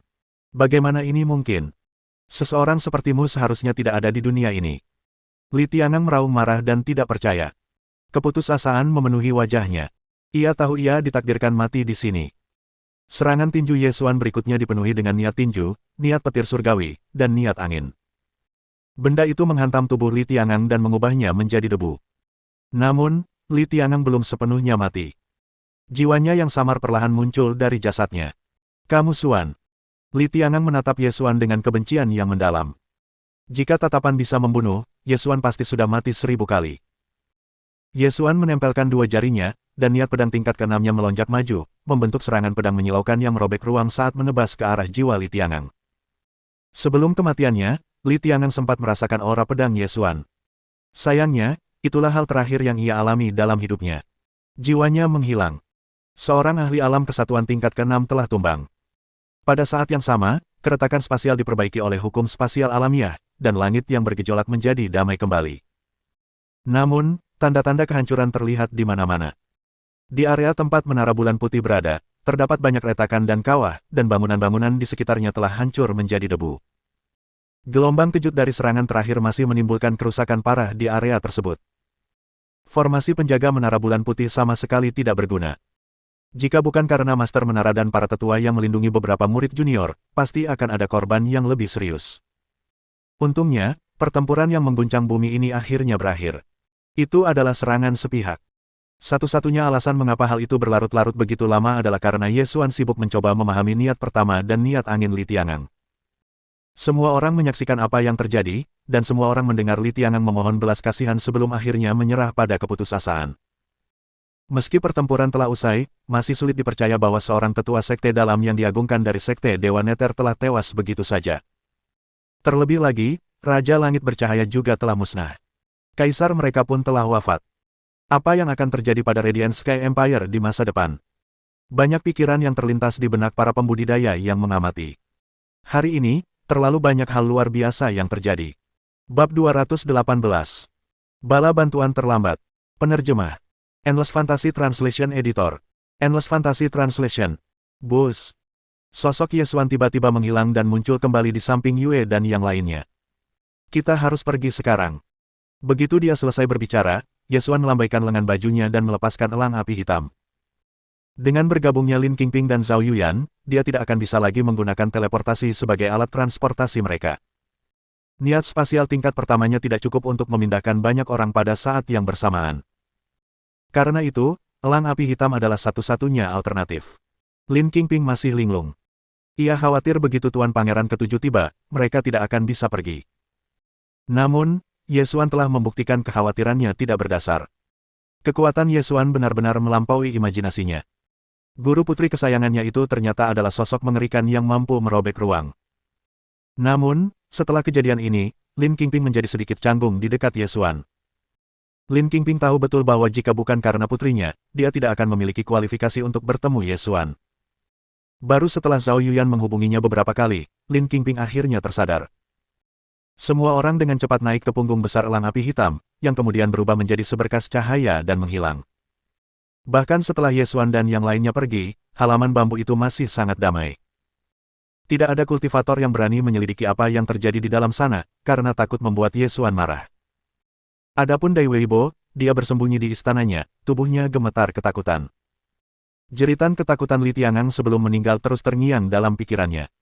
Pakar yang begitu mengerikan telah dipukuli seperti anjing oleh Ye Xuan, dan dipaksa untuk memohon belas kasihan. Sepertinya bahkan jika ia mencapai alam kesatuan di masa depan, ia tetap harus berhati-hati, jangan sampai ia memprovokasi orang aneh seperti Ye Xuan. Seketika, seluruh area hening. Baru ketika malam tiba, situasi berubah. Beberapa sosok tiba-tiba muncul entah dari mana. Meskipun mereka tidak memancarkan aura, perilaku mereka justru membuat orang-orang yang melihatnya ketakutan. Bahkan yang terlemah dalam kelompok ini sama kuatnya dengan Li Tiangang. Mereka semua adalah tetua sekte dalam dari sekte Dewa Neter. Apakah penguasa Menara Bulan Putih ada di sini? Pada saat ini, sebuah suara tanpa emosi tiba-tiba terdengar. Dai Weibo yang bersembunyi di istananya dan gemetar tak henti-hentinya, terkejut dan segera berlari keluar. Ketika pandangannya tertuju pada 5 sosok mengerikan yang melayang di udara, dia buru-buru menarik napas dalam-dalam dan membungkuk hormat kepada mereka. Aku adalah penguasa Menara Bulan Putih. Ceritakan semua yang terjadi hari ini secara detail. Kalau ada yang kau sembunyikan, aku akan membunuhmu. Di belakang kelima sosok perkasa itu, 5 bulan purnama seketika muncul di belakang masing-masing dari mereka. Ketika Dai Weibo mendengar ini, hatinya bergetar. Kemudian, dia dengan cepat menguraikan segala sesuatu yang telah terjadi, mulai dari penilaian seleksi dengan Raja Penguasa Langit Cerah, hingga kematian Li Tiangang. Dia bahkan mengulangi kata-kata yang diucapkan Li Tiangang sebelum dia meninggal. Begitu dia selesai berbicara, keheningan menyelimuti, dan udara dipenuhi suasana yang tidak nyaman. Ceritakan semuanya tentang Zhao Yuyan. Salah satu dari mereka angkat bicara. Dai Weibo tidak berani menyembunyikan apapun, dan menceritakan semua yang diketahuinya tentang Zhao Yuyan. Dari kelahiran Zhao Yuyan hingga statusnya sebagai pembawa kutukan, hingga dia memasuki alam mistik dan mengakui Ye Xuan sebagai gurunya, serta dendam antara dia dan tetua Ye Jin. Begitu dia selesai berbicara, semuanya kembali menjadi sunyi aneh. Melihat ini, Dai Weibo tak kuasa menahan keringat dingin. Ia begitu ketakutan hingga jantungnya hampir berhenti berdetak. Menurutmu, berapa tingkat kultivasi Ye Xuan? Sulit untuk mengatakannya. Tingkat kultivasi orang itu yang sebenarnya belum pernah terungkap. Mengingat kekuatan yang telah ia tunjukkan, kita dapat memastikan bahwa ia lebih kuat daripada ahli alam kesatuan tingkat 6. Karena itu, untuk sementara, kita dapat berasumsi bahwa ia telah mencapai alam kesatuan tingkat 7. Kelima ahli itu mulai berdiskusi di antara mereka.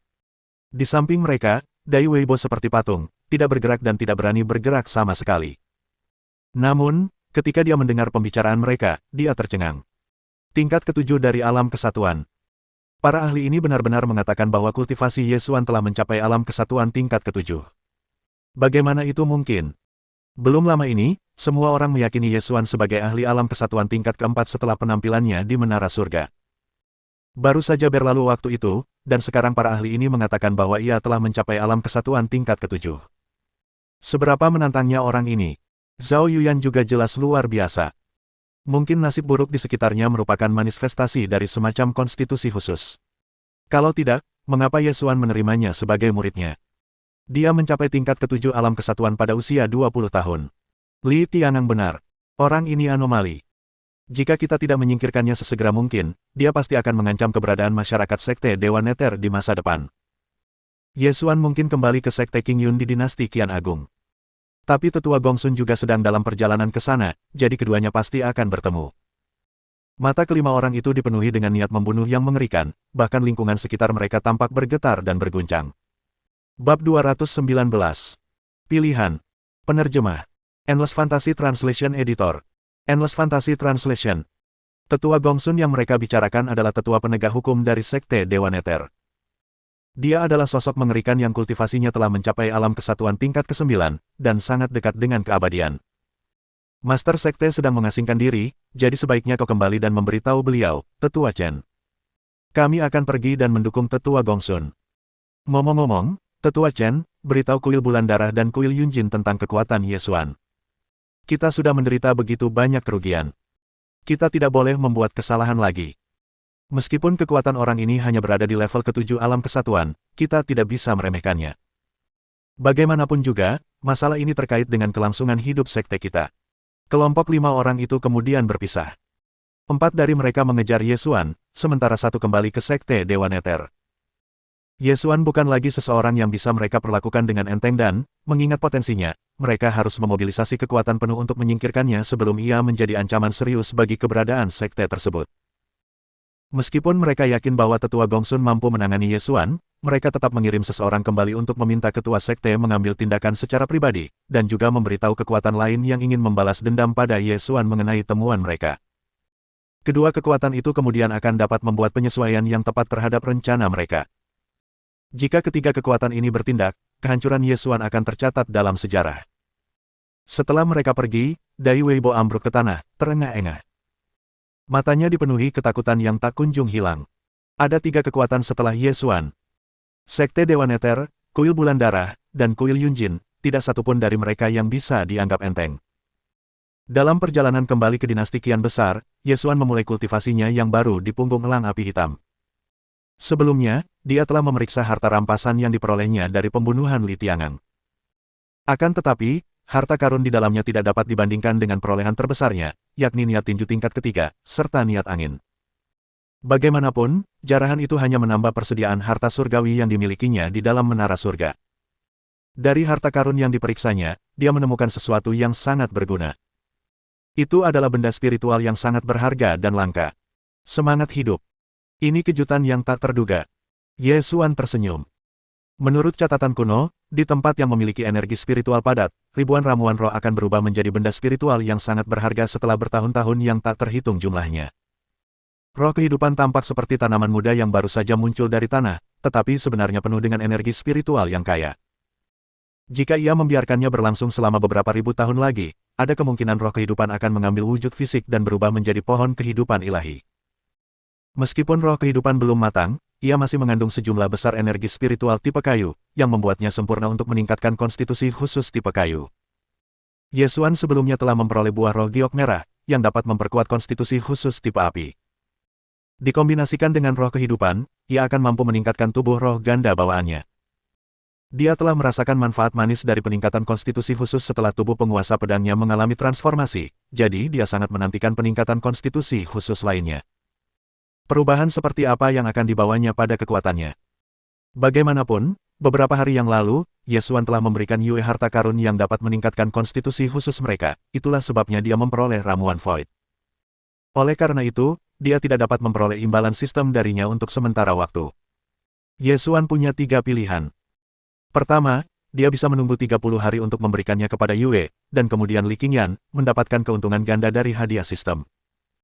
Kedua, ia bisa memberikannya kepada Li Qingyan dan membantunya menyempurnakannya. Ketika tubuh roh ganda Li Qingyan diperkuat, ia akan menerima hadiah dari sistem. Ketiga, dia dapat memurnikan kedua harta surgawi ini sekarang juga untuk meningkatkan tubuh roh ganda bawaannya. Meskipun memaksimalkan hasil adalah hal yang baik, ini adalah masa yang kritis, dan dia sedang menjadi sasaran 3 kekuatan yang mengerikan, dan dia tidak punya banyak waktu luang. Namun, dia seharusnya punya waktu untuk membantu Li Qingyan menyempurnakannya, jadi dia memilih opsi kedua. Meskipun buah roh giok merah dan roh kehidupan sangat berharga, dia tidak terlalu mempedulikannya. Kekuatan adalah yang terpenting, jadi selama itu berkontribusi terhadap kemajuan kultivasinya, menggunakannya tidak masalah. Cepat atau lambat, dia akan menemukan lebih banyak harta surgawi. Hal terpenting sekarang adalah menghadapi 3 kekuatan utama yang mengincarnya. Meskipun ia memiliki token giok ofensif alam kondensasi pola, pada akhirnya itu bukanlah kekuatannya sendiri, dan merupakan barang habis pakai. Bab 220. Guru akan membantumu. Penerjemah. Endless Fantasy Translation Editor. Endless Fantasy Translation. Bahkan tanpa token giok ofensif kondensasi pola, Ye Xuan masih memiliki menara surga, yang merupakan harta karun tertinggi yang mengandung maksud spasial, dan memiliki ruang terpisah di dalamnya yang independen dari dunia luar. Bahkan seorang ahli alam kondensasi pola mungkin tidak akan mampu menembus pertahanan menara surga, jadi ia bisa bersembunyi di dalamnya. Dengan kata lain, meskipun bukan tandingan ketiga kekuatan itu, Ye Xuan masih bisa melarikan diri. Lebih jauh lagi, ia bisa membawa seluruh sekte Qingyun bersamanya dan menyembunyikan mereka di menara surga. Tetap saja, itu pilihan terakhir. Sebagai seorang kultivator pedang, dia harus mendominasi dan menantang surga. Dia harus menghadapi setiap tantangan secara langsung. Bagaimanapun, begitu kekuatannya meningkat, dia akan mampu menghadapi para penjahat ini dan mengusir mereka. Indra spiritualnya kini mampu membagi kekuatan ramuan Void menjadi banyak untaian dan memproses masing-masing untaian secara bersamaan, yang memungkinkannya untuk memurnikannya dengan cepat. Dalam hal ini, ia bisa membantu Yue menyempurnakan kekuatan penguasa lembah anggrek pedang.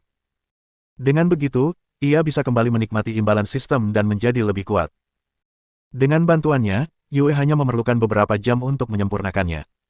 Sudah menjadi pengetahuan umum bahwa konstitusi khusus dibagi menjadi penguasaan minor, penguasaan mayor, dan kesempurnaan. Meskipun tubuh SWOT Overlord-nya tidak akan mampu mencapai tahap kesempurnaan setelah membantu Yue meningkatkan tubuh SWOT jadenya, setidaknya itu akan memperkuatnya, sehingga meningkatkan kekuatan fisik dan tingkat kultivasinya. Ia bahkan mungkin bisa meningkatkan niat pedangnya. Setelah itu, dia akan membantu Li Qingyan memurnikan buah roh giok merah dan roh kehidupan, yang akan meningkatkan tubuh roh ganda miliknya, yang pada gilirannya akan meningkatkan tubuh roh ganda bawaannya sendiri. Pada saat itu, kekuatannya pasti akan meningkat pesat. Ye Xuan tidak ragu lagi. Ia memerintahkan elang api hitam untuk bergegas kembali ke sekte Qingyun dengan kecepatan penuh, lalu muncul di samping Yue. Yue, mengingat kekuatanmu, akan butuh waktu lama untuk menyempurnakan kekuatan penguasa lembah anggrek pedang di tubuhmu. Guru akan membantumu dalam hal ini, kata Ye Xuan. Yue terkejut sekaligus tertegun mendengar ini, tetapi segera tersadar kembali. Terima kasih banyak, Guru. Ye Xuan mengangguk, lalu indera spiritualnya tersapu keluar, berubah menjadi untaian yang membantu Yue membelah dan memproses kekuatan obat dari Sword Orchid Valley Lord. Kecepatan tubuh pedang giok Yue dalam menyerap kekuatan obat meningkat pesat. Selain itu, pemahaman Yue tentang niat pedang mengalami terobosan besar, dan dia hanya setengah langkah lagi dari pemahaman bentuk awal niat pedang. Saat tubuh pedang gioknya mencapai tahap penguasaan utama, pengetahuan dan pemahaman mengenai niat pedang membanjiri pikirannya. Melihat ini, Ye Xuan tidak dapat menahan diri untuk memperlihatkan ekspresi terkejut. Dia secara alami merasakan bahwa Yue akan memahami bentuk awal dari niat pedang. Mungkin setelah menyempurnakan kekuatan obat dari harta surgawi ini, muridnya seharusnya mampu memahami wujud sebenarnya dari niat pedang. Meskipun hal ini seharusnya berkat tubuh pedang giok milik Yue, setidaknya dia telah membantunya, jadi dia bertanya-tanya apakah sistem akan mengenalinya dan memberinya hadiah atas hal ini. Matanya berbinar penuh harap. Niat pedangnya hanya setengah langkah lagi dari level ke-7, jadi jika dia menerima hadiah sistem untuk ini, bahkan jika pengalinya tidak tinggi, dia akan mampu meningkatkan kekuatannya lagi. Waktu berlalu perlahan saat elang api hitam terbang kembali ke Sekte King Yun secepat yang ia bisa. Namun, yang Yesuan dan yang lainnya tidak tahu adalah bahwa ada 4 ahli dari Sekte Dewa Neter yang sedang mengejar mereka. Tujuan mereka sederhana, untuk mengejar Yesuan dan kemudian membunuhnya bersama dengan tetua Gongsun. Meskipun elang api hitam itu sangat cepat, kultivasinya beberapa tingkat lebih rendah daripada keempat ahli ini. Oleh karena itu, mereka semakin dekat dengan Yesuan dan, tak lama lagi, mereka akan menyusulnya. Akan tetapi, Yesuan sama sekali tidak menyadari hal ini, dan sepenuhnya fokus membantu Yue menyempurnakan kekuatan obat dari penguasa lembah anggrek pedang. Seiring berjalannya waktu, aura di sekitar tubuh Yue menjadi lebih bergejolak. Begitu tubuh pedang gioknya mencapai tahap penguasaan utama, dia akan mampu mengembunkan ki pedang yang sangat dahsyat, yang akan meningkatkan kekuatannya secara signifikan. Pada saat ini, terobosan Yue perlahan terhenti. Yue perlahan membuka matanya dan mengembuskan napas. Kekuatan yang luar biasa, seru Yue dengan terkejut. Meskipun tubuh pedang gioknya belum mencapai tahap penguasaan utama, kekuatannya sudah meningkat secara signifikan. Alam roh ungu tingkat ke-10. Tidak buruk. Mohon dukungan dari omom ante-ante sekalian, buat subscribe atau sharekan novel Mimin ke Facebook kalian, agar channel Mimin bisa terus berkembang. Dengan begitu, Mimin bisa lebih semangat untuk up novel seru lain ke depannya. Buat teman-teman yang sudah subscribe dan sharekan novel Mimin, Mimin ucapkan terima kasih sebanyak-banyaknya. Sekiranya teman-teman menghadapi masalah video diputar dalam bahasa Inggris, coba tukar kepada bahasa Indonesia original melalui cara ini. Semasa mendengarkan, pencet tombol setting di atas kanan video, pilih audio track dan tukar bahasa.